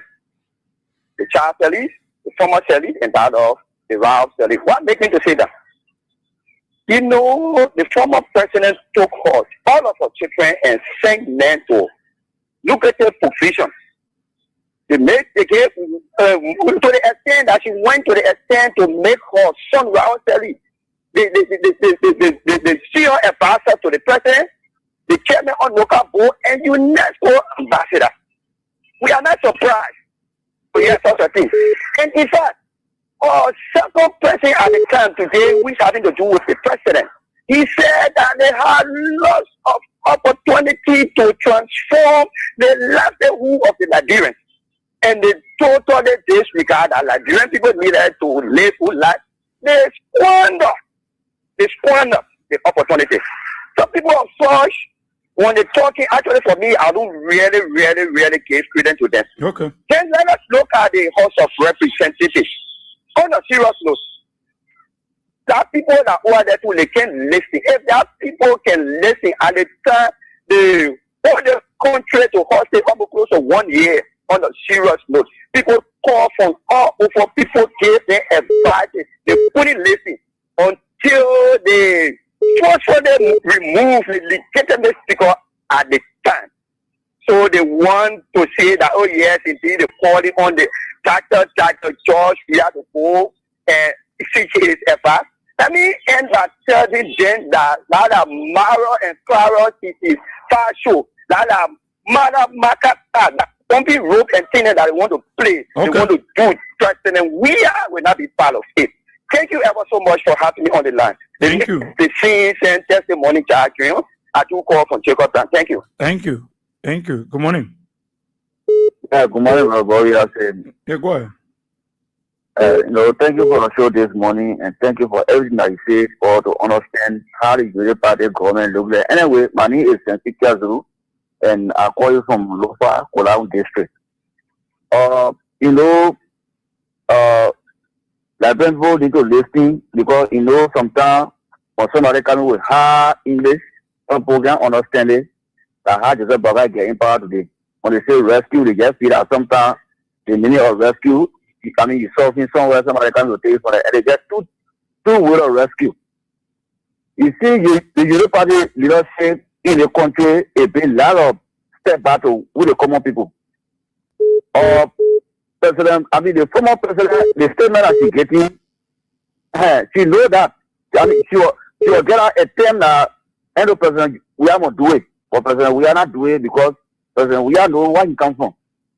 The country, we got to understand, with big English, from all. For me, I can listen to big English. The one why you can be speaking to you, to also. I can enjoy it, for you to speak deep English. I don't know whether I will get in trouble or I will not get in trouble or you can't kill me. I don't know. And you will just make it a big thing. The country, we have to stand. We must leave the party issue. We must leave everything aside. These people, they can't to rig the country to the failure. You will not tell the former president. Oh, like you. Oh, like you. Because you're not suffering in the country. The only case that all they take it serious, that rape case, because you were passing around, all people go rape because of attitude. I see attitude. Because you will not tell me, all people on the street, they're looking for that lazy, while government can in power, they get taking them for their pay, bossing their places, then you go in the House of Parliament, you take the representatives. If I let me do the opponent, you're not go represent in that place. You're not go there by yourself. You're not go there for my engineering study to go advise you for to do wrong. You're not go there for President Waka to tell you for to treat us. You will still come back to us. And we the people that put you, they're not get your own will. That only in the government you get your own will. Okay. Sorry. Good morning, Israel. Yeah. And good morning to the people loving people of Norfolk County. Israel, my name is Mohammed Donzo Fufana Jr., a person of Norfolk County. Israel, I just want to say this to the public.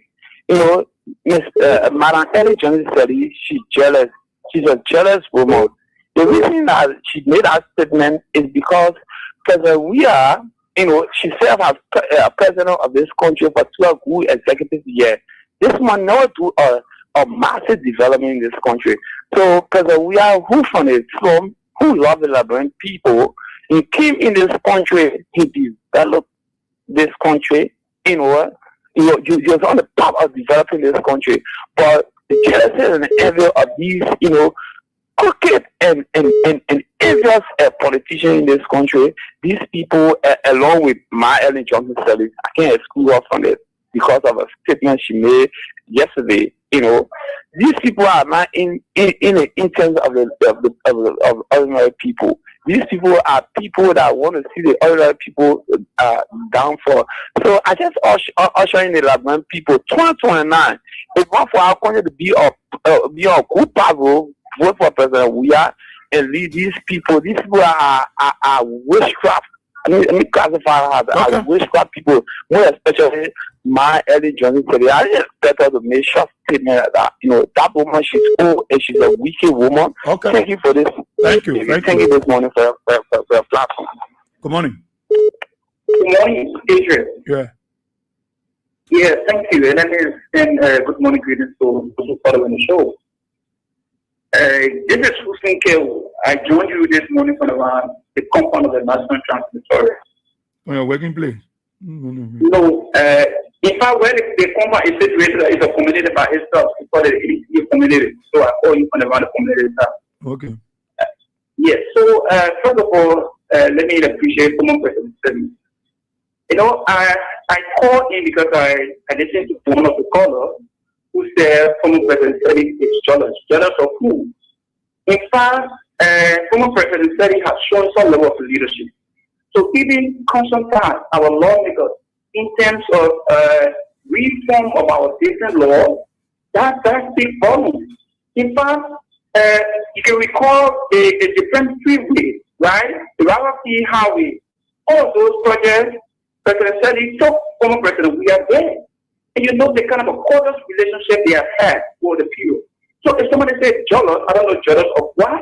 Former President, I don't get it. Because those old former leaders, they coexist, they share pleasantries. So all we need to do as supporters of those different leaders is to witness and observe their way of life, the way they do things. But sometimes we just be so emotional, take party sentiments and bring it to public discourse. No, but that's the same party sentiment you can bring. How? That's the same party sentiment you can bring. So what Madam Sally told the lawmakers that if people get land, they're using it, they won't sell it, we want to take it from them. So it's all boiled down on the reform of our different laws. Which different law? Madam Sally, we're watching talk about the reform. So, Madam Sally, now, and let me ask you, Musin, and we get a squatter right? Mm-hmm. And we get a law? You said, pardon me? Squatter right, and we get it where government get their land and they give post squatter right to go live there in the meantime? Yes, of course. Eh? Yes, what that law? Madam Salif allowed people to live on government property for all the 12 years she was there. Why is she calling it so-called squatter right? So it's a department, like I always said, and let me repeat what I said continuously. This country, in order for this country to develop, if you just think about the next elections, not the future generation that President Bush, I would say, President said he has the opportunity, right, to make several reforms. President we has the opportunity to carry out several reforms of the different laws. But because they were seeking re-election, they had no option but to get the people that will. President Bush said, you think about your election, you vote me or not, the right thing will be done. So you take the right thing to do is to take the people land from them. No, it's not something that the president is doing. But the right thing you saying, the right thing you will do, you're a United Party poll, you'll take the poll land from them. You don't care about the right thing. You don't run it again. I know who told you Baka say you run it again. I know where you get your own information from. The president also has the judiciary. Because all of those issues are what matter. The president said taking people land. He said taking people property from them. What you want to say?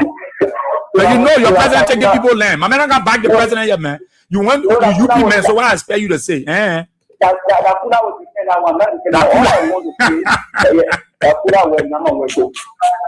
My man, thank you. He said I could have work to do that work. Good morning. So we are see how you doing? Morning, Chief. Go ahead. Thank you for the show. And this is Henry now, and I call you from Fennel. Okay. You know, I had a call. One time I sent you a text, and then you sent me your number, but I have been a little bit delinquent on my side to call you. Yeah. But having said that, I will call you later in the evening. But to the topic, for me, from day one before God and me, I have not actually put trust. I have not actually put the trust in my head in Johnny Service. Because reason being is that those people will never forget about their background. the menu portion of the citizen for NASA, they are always together. And I don't really know what they are dealing with, that they manipulate the minds of the countrymen children, and then they start onto them. You listen to the statement she made. And she knows very well that those guys will not do nothing. So, for example, the thing that happened between Colonel Kofa removal whatsoever between the two guys, you ever heard her saying anything? And I watched one thing she talk about. Good. So when you're saying that thing, my mind went straight there. She did not say anything concerning that issue because our countrymen were in power, and she noticed that the guy has the power that he could actually control that horse. So she didn't say anything. So she manipulated them, convinced them to see how best they can press on. But what if her interest was not actually there? She could have called them, she could have made statements, but nothing of such. She did not do that. They can't do demonstration. What the guys want to do is that they want to collect the capital city. That's the thing they want to do. You imagine Kopo, they say another Kopo family job we call they say SYC. Because I need Kopo, so she honor that particular need, that Kopo need belongs to them, to that class, to that group. So for me, I expect nothing less than disgrace or bad feeling from heading when it comes to the countrymen's children. So people pass around and say, we respect my identity. Yes, we respect because she's human for me. Because she's human, I respect her a lot. Yeah, but when it comes to attitude, for me, I don't trust her. That is why I see God can always allow wicked people to live. So whenever we're 10 people to get that. You understand? She's very wicked. You imagine the CEO people that used to go to, women that used to go to, they had a marriage thing right to every area there. They used to be on the sun in the rain. She would say, my people here, only because you were in power. So after you saw the orange, you drop the dead. When you use a drone truck to build a mansion, the drone truck cannot pass again because after and they finish that particular mansion, nothing can pass again the drone truck. That is how they treated us. But I'm actually angry with the total children because we are not together. Now, even what you are saying all the night, what we are countrymen we just call on the phone. If someone is listening, they just call because we know some of them people can call them up, but they are listening now. But that sense of reasoning will never be there to say, they can't have to check my background. But the prodigal son, I have to go back home. They're not thinking on that. They are only finding people because I don't know what they can really chat on them. Okay. Nobody can tell me because my mind is set. And we don't do so. We are the majority in this country when it comes to relationship. Don't manipulate people from NASA. They can be more powerful than us. But we're not together. That is why when you enter the flat community, whatsoever community, sorry to call names, or a tribe, whatsoever, they are together. Yeah. But we're not together. We're not together. The people will come and just post around there, press in our group, and they try to command us to join them. So because of representatives, they are just there to just control them. Nothing else they do. If you control guys that are there, nothing. How many Congo men is in our house? All right. Thank you, my dear brother. Thank you. I'll let Joseph is already on the line. Joseph, good morning. Go ahead. Yeah, good morning, my brother, Bob. We are seeing and to Mama Liberia. This is Joseph calling from New York. My brother, it's unfortunate for her to have somebody, little kid that come out to talk about the law. I don't know, they got some myopic or, lack of vision. They're short-sighted. So they come here and just make some sweeping statement. Where were you? You're talking about the law. When the president, he said, circumvented the law when the Supreme Court took decision. Where are you? Where is your mind? When people are all there raping people, police RG is certificating somebody to tell them say you are free. Is he the court now? Is he the judge? He's there to enforce law and order to defend our people. He's not a judge. Whoa, where are you? Where your little mindset that you come around here making some sweeping statement? Look, let me tell you, for some of us, we say let bygone be bygone. But we are not a follower of Ellen. She got her education for herself, which is good. But anyone that took gun or encourage people to kill Liberians, I do not support them in any form, any shape, anyhow. Because it was my brothers and sisters that died. Okay? One come here to give them credence. Hey, it's unfortunate, man, but they will just sit there and, trying to, These are the money, or how they call it, bubblers. They just come here running around trying to seek, relevance so that people can get them jobs. That's all. They come here to cause noise so that they can look at it and say, yeah, we defend it. And then Papa, you defend with an ugly attitude, don't respect the law, don't respect the dignity of our people, Liberians. Those laws are there to go and develop. Why were there? The government had a hand to develop some of those land, but they didn't do it. Give the people the chance to when they develop it, then you just come, you snatch it away from them. That's how you do things. With a kind of crazy idea. Those are the things that brought the war. We don't want to go and plunge the country into such a thing like that again. Okay? So you gotta go sit down and put your thinking cap on. Don't come here and making some crazy sweeping statement. Okay. Brother, God bless you, man. Take good care. Thank you. Thank you so kindly. Thank you. I'll take a few more calls. Then, of course, my guest will come in. Good morning. Good morning, brother. Israel, boy, we are here. Let's hear you. Thank you very much. Spanish Sheriff Manik, love you. Brother Israel, you see, countries of some of our leaders are really stuffing us in this country. More especially our other guys that refer to themselves as the Congo boys. They refer to them as the big boys. You know, for me, I was not expecting for Madam Stelis yesterday to come up with such an analysis concerning about the demolition exercise that is taking place in this country.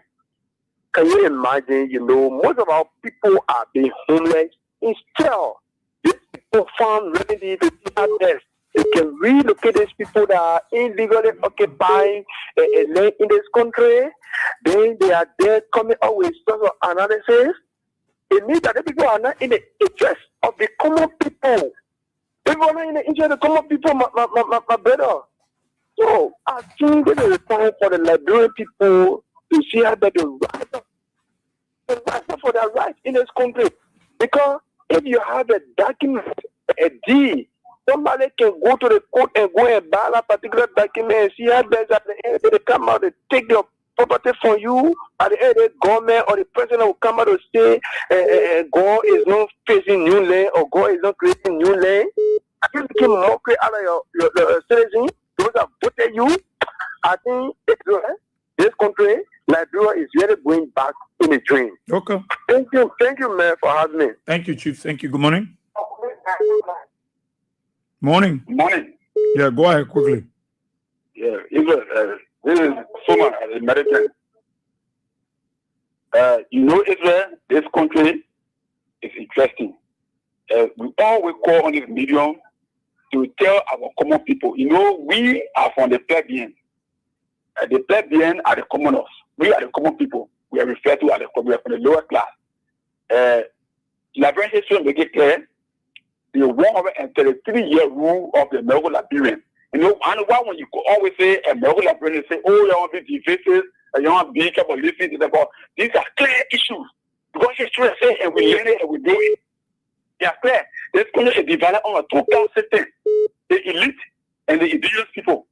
Manasari there, they are from the elite class. These are people who feel that they are educated, they are more sophisticated than any other person, and they should be in charge of the country, while the vast majority of the other people to live in stack poverty in economic destitution. This is clear. So that statement is about making what I don't think they are a cartel. They spend a long time to call her to say, hey, you want to go to Georgia. And because he's making the football field, he play football, and that means he knows nothing. Well,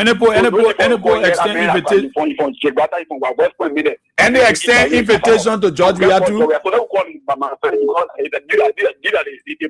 Militant. One thing that they are making the decision of the country.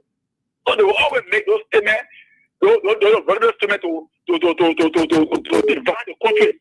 Because they are Indian, the native people should always be suppressed because you use all the lady Morovia, you be in the bridge and be making fun. Well, we bleed people, we bleed our native people. When they put bleed back of rent and money, they can, you'll see 29 again, they put bleed back of rent, call me sugar, you'll see them going better people to go vote for them. I'm telling you something for what you see. All the things they're going through right now, they're breaking their home, they are displaced. Okay. Nobody for the water country, but you know the people that are putting all around this place. So Iran and America 40. People are displaced, you take it for the somebody live on a land for 30, 40 years, and they are law. Their law in the constitution that prohibits that somebody not live on land, the property you can take it. You need all that code. that they go. We know that people do not go to court and they win like cases. And sometimes what happens, they can negotiate. Okay, same week, you come and bring back because people are leaving for slow time. But then what happens now is a black cartel, the planet that they know that they did. Thank you. People say they go back and put where election coming. We will be popular. They say that they go back and go there. And they use our own to go. Okay. And they need all that they need for the market that keep it here. So they draw in, you know, to take the vote. Because they are afraid to go on the program and they vote for they will not happy. So they say, yeah, don't forget to them that you don't contest the population. But the people said they were carrying him from hospital to hospital. But they gave me injection because the only men they know that they can use the quality of job we are. The little people that are doing program. Because he live with them, he went to school with them, he see that he's an elite. If you're not that, he could if you're play behind a class, no. If you think that he will not take that ain't all kids because they all want to see so he's like regular Liberian. All right? So that the only man they could use, they don't bring a man and we're going to take the country. And the political strategy went there before they brought the old man. What happened? They went there, they collabed with the elite. UN ambassador, oh yeah, Benny McCarthy there, UN ambassador there, they were here, they collabed with them, they pay money and they bought the election. And when actually what the people wanted for the people to do, he implemented it. You think what happened? Before 2029, the people will be who in the country, they will take over there, for their land, go event, can you and see? They can invent where you come there and see. What land are paying that place for over 100 years. They lay in butchers. They just came for America, they feel that they have program for them. All people in the Cuba for America, they brought it. He came back on that occasion. They went there, they have all their land that they left over 100 years ago. They're cleaning all of them for the better people in that place. They're cleaning all so they are land. They ain't doing nothing with the land, they left push it. The guy like they found the land. Even you pay, even put to even sell gas, they said they will move you. Thank you, Sokando. Thank you. We take some more coffee. I don't have much time. And I have my guest. My old man is here. I got to the camera with him because the other camera. Okay. Yeah. All right. Okay. Come here.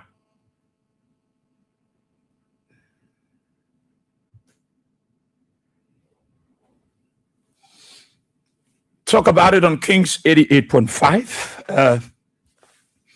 I have a guest, and we want to talk about, his book, a Liberian, a father, a educationalist, and a humanitarian. We have so much loved. As a matter of fact, he's a retired major of the Liberian National Police. That's way around 1979 area then. If I've been anything here too, oh God, I will tap in his grace. So he's here this morning. So good morning and welcome to Talk About It here on King's Area. I think I got to bring the. Okay. So let's say good morning, Dad. Thank you. Okay. So by way of introduction, can you just tell us, audience, your name and? My name is D. Diede Wiega. A D stands for David, and commonly called Bob Dancy. Oh, Mr. D. Diede. That's about the password name? It means ask question. Oh, D. Diede Wiega. The D stands for David. Okay. David Diede Wiega. Okay. Oh, it's a password name. Yeah. It mean ask question. Ask question. Ask question. Okay, so quickly, probably you, besides your name, you want to tell us something little about yourself? Oh yes, I'm from Lower Nima County, Tabatan District, we especially, and I have lived in Montreal since 1956. My parents brought me from B 1956, and I've been here throughout Montreal. Went to high school, graduated, went to Cardinal, did not finish, dropped off, came to LU and graduated from University of Liberia for a degree in management. And I also served the Liberian National Police I was employed in the Liberian National Police December 1, 1976, during the administration of late William Richard Talbot. And I rose to the rank of a major. Wow. I served the police for 28 consecutive years. 28 years. 28 years. I work in different areas of the police. I work as traffic officer, school patrol, accident investigator. In fact, I was a local chief of traffic during 1979 during the OAU. When they came to the OAU summit? OAU summit. The OAU conference. Yes, I was the chief of traffic for Bushra Island, responsible from Dew River all the way to Pole River, and a chief accident investigator. Wow. And from there, after I served in that capacity, then of course I went to the CID. I worked with the CID for about 15 or more years. Then I came back to Morovia from Bond County. And then, of course, I sent on the police academy to work as an instructor to teach V&T vehicle and traffic law. Okay. Like those days when we arrest you, ask you for your lesson. You say, why? I would say, well, according to the law, Title 37, following 3, Section 2.29 of the Vehicle and Traffic Law, you are required to have a driver license. And according to the same Title 37, Section 2.21 is an exemption. You're not exempted. So present your lesson, and you should do it. If you don't want to do it, okay. Look in the driver's menu there, in your hand, a lesson. The last chapter says, on demand of the police officer or member of the Motor Vehicle Bureau, the lesson should be presented for the inspection. So those days were okay. And then the war started. And we became victimized, though I was not killed, but I was harassed. In fact, on three different occasions, they went to my house to kill me. But God was on my side. The very first night, I wrote a 23rd Psalm on the pole, on the front door. That's when they came that night to take my brother and myself. Consular Wiegana, government lawyer in Maryland County, and God was on our side. There was a young man who was patrolling for another MPFL fighter who said, oh, this man, he said, he's not a bad man. The man I talked to the MPFL fighter for me was called Pao. Unfortunately, the next morning he got killed by the same MPFL. So we went through a lot of stress. And therefore I decided to leave the city, leave the country. I went into Guinea as a refugee. From the refugee camp, I was fortunate to travel to the States. Then I decided to write this book, Tears of the Liberian Conflict. I decided to pen down something with regards to the war, because such an occurrence, if you don't give a vivid description of what happened, generation unborn will not see, will not know what actually happened. So we went through stress, people died, people, too many things. The tears were too many tears. And those tears were not normal tears, were bloody tears. Just imagine you go in a straight bullet and pick somebody up. And just imagine, like, my friend, he called George O. David. He had a girl. The girl fell in love with an MPFL fighter. He was a police officer. And they convinced her. She said, oh, my husband is a policeman, CID man.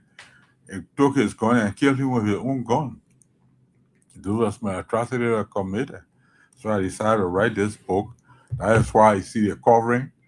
I got tears in blood, to show how the war affected people. You wrote the book when you went to the U.S.? Yes, I wrote a book while I was in the state of Georgia. Okay. Now, if you want a copy, you can go to Amazon and you'll find a copy on Amazon. When a person go to Amazon, they can just get a copy. Tears of the Liberian Conflict, and you get a copy. So this is based on your own experience.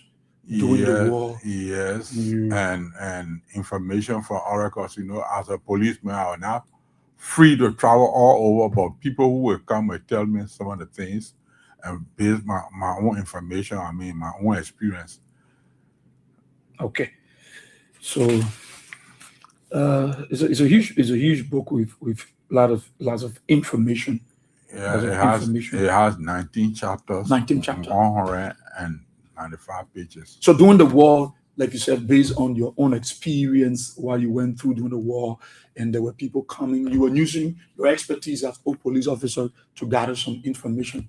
Yeah, you went to some of those heights? You went to some of those areas? What was it? It was massacre took place there. Well, I did not go. I attempted, but then, because you see, I work in Bond County at CID, and I attended Cotton, and most of the guys, most of the MPFL people were coming from Bond County, Banga.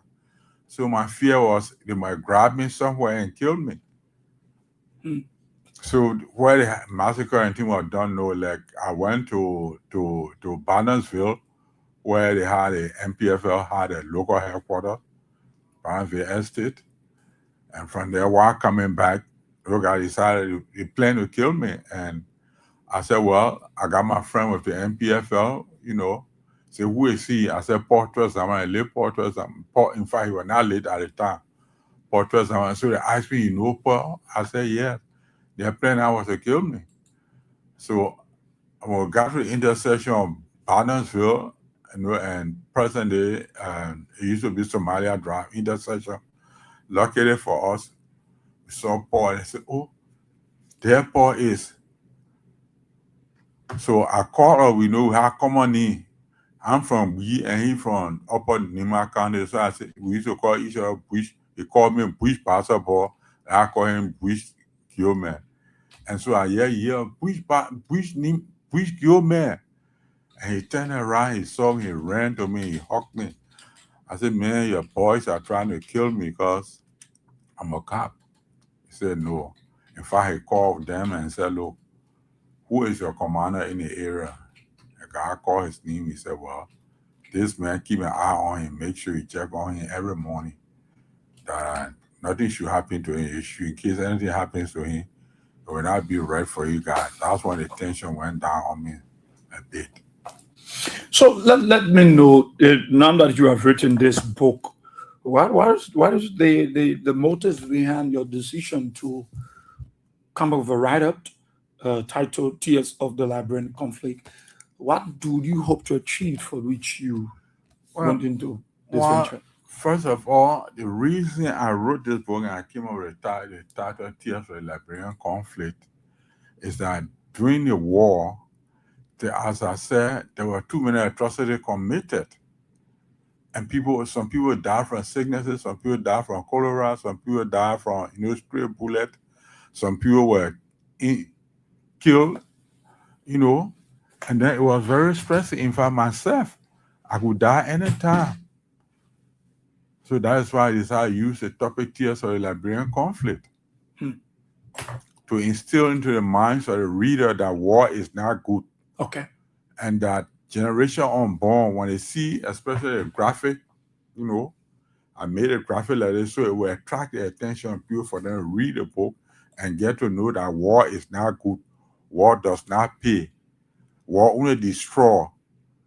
In the destruction of war, just imagine Monrovia used to be a bustling city. Monrovia was, if the war had not come, Monrovia would have been by far developed than what it is. But it took down everything, in fact, electric wires and all the looted, all. So what war did, it destroyed the physical structure of the country. It had negative impact on the human resource. So that's why the country is going down the drain. So if we don't do this for the generation unborn to see through our pen what actually happened, they will most mistakenly make such a mistake again. Okay. So you want us to do away with this issue about war? It's not a good thing because you went through a bad experience and a lot of Liberians went through it's it. not a good thing. You said you can find it on Amazon. Yes. But why does someone here want to get a copy of it? How they can? No, I don't have a copy here, Okay. Before I get a copy, I will have to buy it from Amazon. But the only thing I did was to write the book and give it to Amazon, and they print it, so the papers, the document, everything, so they sell it and get a copy and give me anything if there's anything for me. Okay. So how's the sale going on? How's the sale? People appreciate it? Well, people some have, some have some and some don't have it. So maybe from here, people will get to know more about the book. From here, people get to know more about the book. But are there any plans for you? Have you launched the book in Liberia? Have you launched it back home? No, I have not launched it yet. I have not launched it because I just came, I'm trying to. Okay, but do you intend to do? I intend doing it. In fact, this could be helping to launch it, because this could be one of the platforms that will launch it. So right now, you are helping me to launch the book. Okay. So thank you. So when people go on Amazon and they will have to tap the name of the book. Yeah, Tears of the Liberian conflict, and it will pop up. It will pop up, and then you can pay to them. Yeah, they have a hard copy, a soft copy, then a copy that will go through the internet. Talk about it on Kings 88.5, and so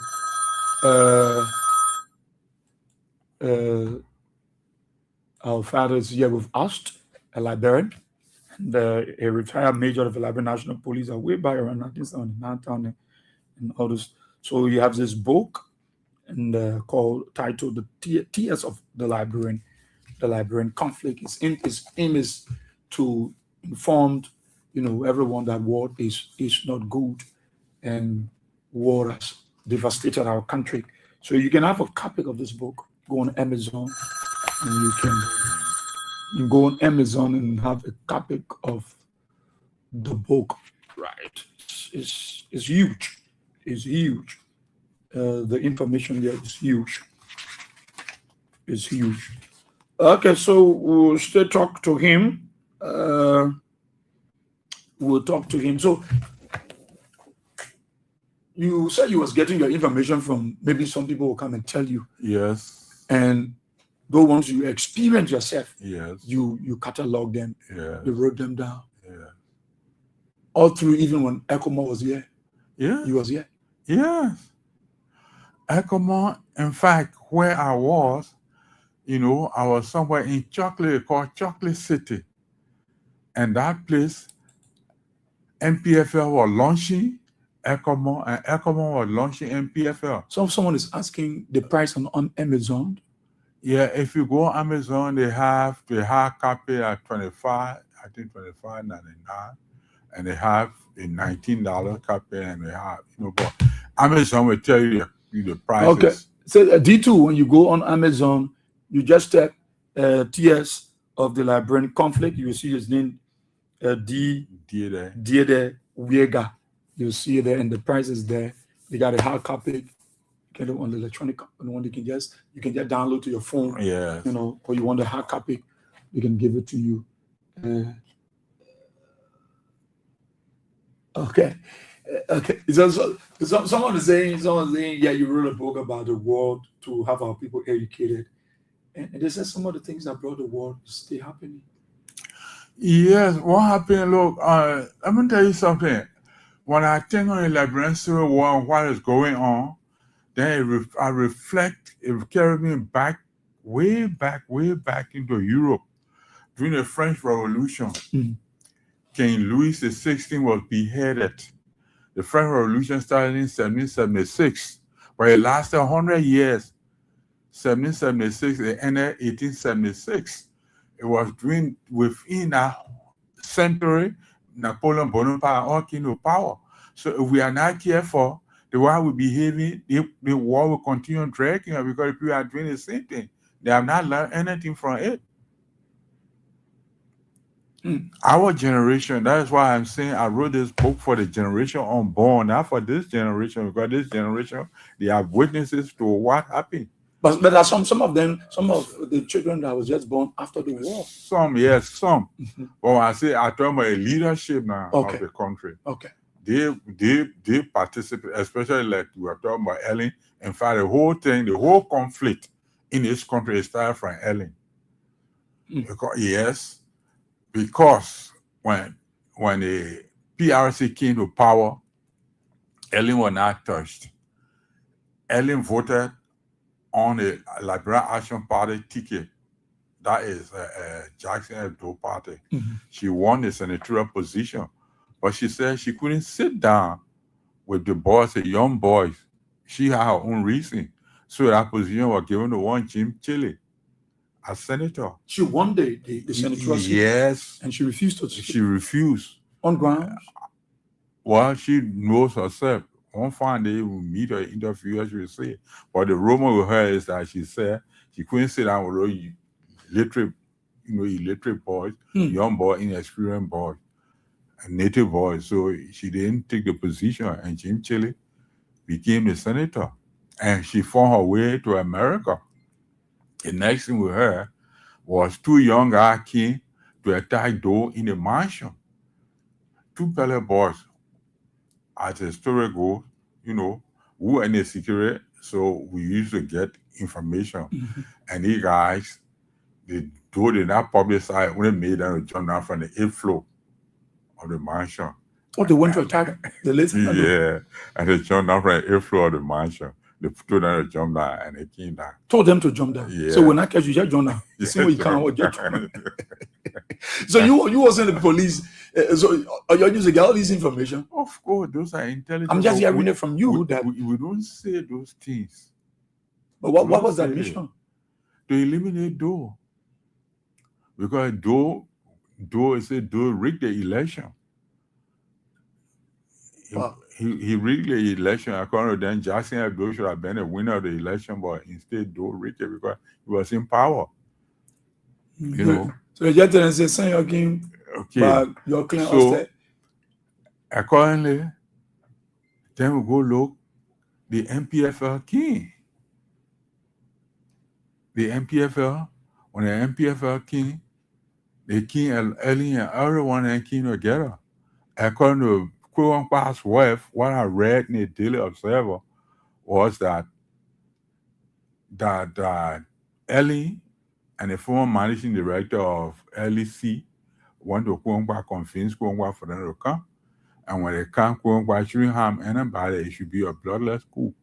And the coup failed. And when it was revealed that Ellie was involved, she was arrested.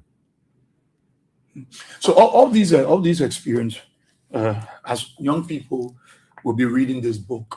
But this what I'm telling you, it is not in the book. It's not in the book, of course. It is not in the book. But I'm going to tell you, it's that up. The older folks who were living when the war started, they are still in control and they don't want to change the methodology of doing things. Okay. And some of them stay around. Some are still around. And you stay like encouraging people, no, we can't go back to war. Some of them experience. For me, I have been in Morocco since 56. So 1956? Yes. So how many years you spent in the police? 28 years. 28 years. I was employed 76, December 1. Those days, before you become a policeman, we were about 3,000 that took the police test, and they only employed 23 from the average of 83. And before you wear that uniform, Colonel Shannon will take you over to the Harder Plan. They take you to Basel Age. They train you for 2 months. Then they take you on the police academy. They train you for another 6 months. Then they bring you back to town. And then you will serve as, for another 3 months before they give you the badge, before you wear the uniform and go out. And those days, Central had their own intelligence on us, the police officers. There were a lot of such things your days. Yes. You're not just going to the academy that one after I say 3 months, 4 months training. You gotta come back first and do internship for 3 months. In the police? In the police. Internship? After training. Are they doing it now? I don't know. So when you graduate from the academy, they can give you badge right away? No, they don't just give you badge from the academy. You gotta come. You work with them. You know, be assigned with them and get to know the operation before they give you the badge. Okay, I mean you're on internship. Yes. But they'll be paying you. Yeah, they will not give you blue. Those days you wear gray uniform. Okay. To distinguish you from a real police officer. Okay. Some people are confirming what you said earlier concerning the two guys that went to the mansion to do. A lady in the US confirming that they heard it too. People told them. The person is measuring it here. So do me jump down. Say, hey, I can't ask that. So you jump down. But other ladies mentioned that each of Madam Sally rejecting the position, but she couldn't work with the native. I told you I've been in Monroe since 56. I was in Monroe. When my eyes open, the tallest building in Monroe was Gabriel Cinema on Broad Street. Here was the tallest building in Monroe. Gabriel Cinema. Yeah, where they used to have immigration office right here on Broad Street. Yeah, that's Broad and Center Street intersection there. Yeah, is that around the Buchanan Street area there? No, I said Broad and Center Street. Broad and Center. Okay. Smith go down the hill. There are tall buildings there. Yeah, it's not even there again. You can okay, no, the building is still there. Yeah, but people it used to be the leading hotel in Monroe in Liberia. Those days used to be called Monroe City Hotel. Wow. It was the tallest building, and the second tall building was Stuart Hotel up on Benson Street. Okay. That was the second tallest building. So this book, any leader in the country have given a copy to anybody, any politician? Yes, I gave one to God Gift. You gave one to who? God's Gift. Who is God's Gift? George, I name I got for him God's gift. He's a gift to the Liberian people. God gave him as a gift to the Liberian people. The Liberian refusing. You gave him a copy of the book? Yes. Where do you know George Weah from? Do you know him personally? Well, I never met him in person, but George Weah, my mother were often have. George Weah is a woman. Okay. You know, so I decided to give him the book. You know, let me tell you something. Liberian people got eyes, but they can't see. They got ear, but they can't hear. Look, this young man, the reason I call him God's gift to the Liberian people, this man, as I said, I've been in Monroe from 56. And Coconut Plantation, where the guy Junior High now, yeah. Those places Mama Point area. No, I say Coconut Plantation, Mom. Yeah. And I ran St. Teresa Convent with. Yeah. Where we used to practice football among the coconut tree. Okay. Then of course where you got Junior High now. Junior High on Merklin Street. Okay, that whole Merklin Street used to be swamp. And Nippo Junior High talking about? Yeah, Nippo Junior High. The government filled out that swamp and we used to practice football there. And then one of our friends, they call Yinentu Brown, Santo Maria. Yeah. Santo was the first Liberian who went abroad. Okay. And when he went, he did not carry anybody. He did not carry any of his friends. Then my other friend, who was in the second grade together, he took me to West Point 1962. Fidel Clark. The name we call him Claude. Claude went in Europe. He did not carry anybody. But when we had left, he went to Cameroon. He carried Silencer, Joe Namwe, and others. And then when he went to France, that's when I started liking him. Because this man, if he can go and, make way for his friends, he is really a true Liberian. Others went before him, they didn't carry anybody. They didn't carry anybody. And he took these guys. And then when he went to Europe, he didn't stop. He carried these very guys and carried other people. In fact, it was through him that Christopher Blair, according to what I learned, I think on BBC, one of the stations, that Christopher Blair was the first black man to play on Wembley Stadium in England, and was through Georgia instrumentality. Besides that, during the war, why I say he's God's gift, and they need, I call him heaven sent, but I call him God's gift to the Liberian. The reason is that when you were in Europe playing during the course of the war, the man used to sacrifice his life. I call it sacrificing his life. We take plane to come here and play with the Liberians. Even organize the Lone Star, they used to call it Jovia 11. I think you heard it before. Okay. And he invested money into it. And it was through him Liberia went, during the course of the war, Liberia went to the African Cup of Nations. It was the first time in the history of the country. He didn't stop there. The French people decided he should become citizen to play for them. They offered him some money. He said no, he'd rather be with his country. Now, other Liberians who have millions of dollars would rather stay in Europe and would not want to come back. In fact, why in the States, there are people there now. I say, let's go to Liberia. I say, what? That your country, you can go to that your country, you call it that your country. I say, no, you shouldn't call our country that your country. So, man, I'm not going anywhere. I was still right here. I said, okay. But I said, but you know what happened? You gotta go by and build your country because they build, you see, America developed so they didn't just fall down from the sky. The American built their country. So if you don't go and build your country will not be built. Okay.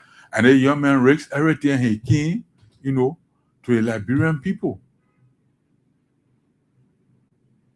You understand? Oh, so he's a God gift, and when he came, he decided to assist to just imagine the government is bringing down structure, whereas the men were building structure for the people. So tell me now, who actually is a God gift? Is he not God gift?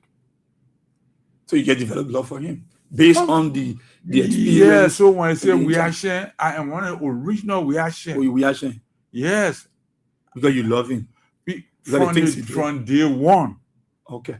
Day one. Before I even got to know he was me, man. But because he took these guys from here, to Cameroon, I started liking him. Okay.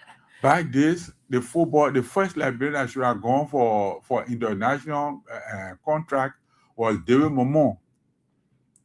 David Momon in Liberia played Ghana 1964. David Momon, they had men like Salisu, they had men like Edward Aqua, they had, Baba Yara, they didn't play that game. But those guys, when they send the football, Momon will grab it with one hand and put it down. So everybody, English, they wanted David Momon to go to England because for the 66 World Cup. But then the sport commissioner at the time was Jeff Chesson. Jeff Chesson said, "Hello, Mama, you know what happened? It better be here and die for your country." So what they did, they employed him in the SSS, gave him one full record, and Mama never went. Okay. I hope I have the time. But I will stay have the woman brought back here. We'll find another day again and bring him. And so he will give us more. I will then draft, the next invite will be strictly on his road as retired major in the LNP so that we can deeper into this police thing and see how it was from the 70s and how is it now in the year 2000. There is a great difference because, like in the 70s, we were considered peacemaker. So, for example, the night of the coup, the night of the coup, I was assigned Zone 1. And they asked me to go looking down Broad Street. Two brothers were in conflict. They asked me to go there and arrest them. But when we go there for the first thing, you try to make peace among the agreed parties. If they agree, you settle it. If they don't agree, before you take them to the police headquarters. So the two brothers, I convinced them, I talked to them, I brought peace. And guess what? Ben, they were in the night, all men said, "My man, you know what happened? Officer, take 2 bottles of beer." All men said, "Oh, but when you buy 2 bottles of beer for the officer, I think I will not buy bottle." You took your 2 bottles? I was drinking it, right? I said, "Okay, let's drink it." You reconcile and you took your 2 bottles? Yeah, we started drinking. But these days, they don't happen that way. So they all want brought 4 bottles. 4 bottles for you. From flower now, it became party. Okay. So you don't see it happen these days. No. It's not that. Okay, we just out of time because I have another show, but we're going to play another visit.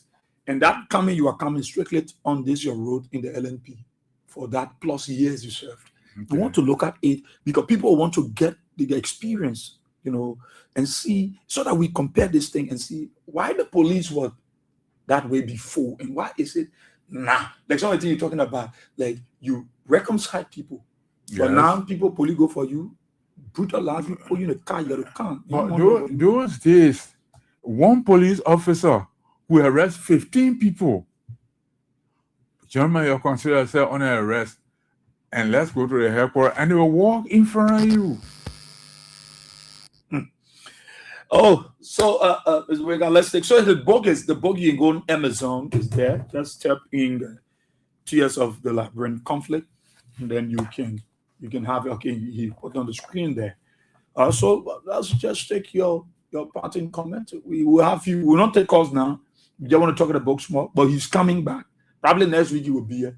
Then we'll come and look at the police now to give his expertise and tell us his 30 plus years in the police. 28. What? Retired major. So what will be your final message to those people that hear you talking about the book? Well, my fellow Liberians, very thankful for you guys watching this show. But I want to tell you guys that war is not good. War is not good. It is the war that brought us to where we are. Instead of developing, we have underdeveloped ourselves. The human resource as well. Everything gone backward. Educationally gone backward. Everything in this country. So we gotta be patient. Like you see, God gift is a leader. People are saying he's weak. He is not weak. But he is telling the Liberians that we should be careful. War is not good. War is not good. With war, you destroy yourself and you destroy your surrounding, you destroy other people. And you get no good pay. Look, most of the people who fought the war, that were general in MPFL, in Limo, this and this, you find out today they are nothing. They didn't achieve anything from the war. If you are going to school or go to any skill institution, they would have been much better today in life. Okay. They are the one they call it Zogo. Then another thing I want to stress here is that the drugs that were introduced in the country were introduced by the MPFL. And Ellie and Taylor will be responsible for the drugs in this country. Okay. More of that. We'll talk more about that. I don't want you to just talk a little bit, but I want you to dive into it. So we'll come next week back. We'll give you the time so that we can talk about it. Is that my pastor? He said, Pastor Darlington. He said, we can see that happening now. He was talking about the police, about that reconciliation role you play. My pastor said, you can see it now. The first thing they slapping thing I will get you will not fight the man, because the first thing is that the man will obey you. You know, let me tell you something. Those days were not pay much, but we respected ourselves. We were properly attired. Like, those days, the police officer, you have your badge with you, you have your gun, you have your cuff, you have your Sam Brown belt, everything you neatly dressed. The government provide uniform, shoes, and everything for you. So once you neatly dress, neatly attire, people will respect you. Let me tell you something. The thing they call wearing clothes, it gets power more than any other thing. Look, if you people as rat and you dress properly and you go among people, they will give you seat first. And the richest man, he dressed outwardly and not properly, they will set him in the back. Okay. Well, we just out of time, but I want you to go. We got to go because the time those who out there following us, the time has called with us. So we got to go, and so let's say thank you so kindly, Mr. Diede.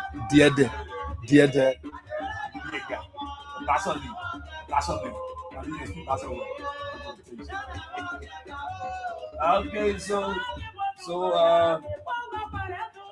Liberians want to say thank you. Thanks to all of you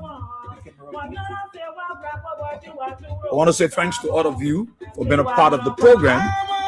Talk about it on Kings 88.5. Next week, God willing, Ms. Viega will join us to have breakfast on the show.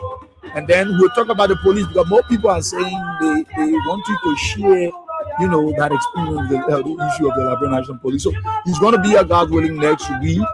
We'll try to make that prediction so that you can be here. But let me say thanks to all of you. Sorry I didn't open the telephone lines.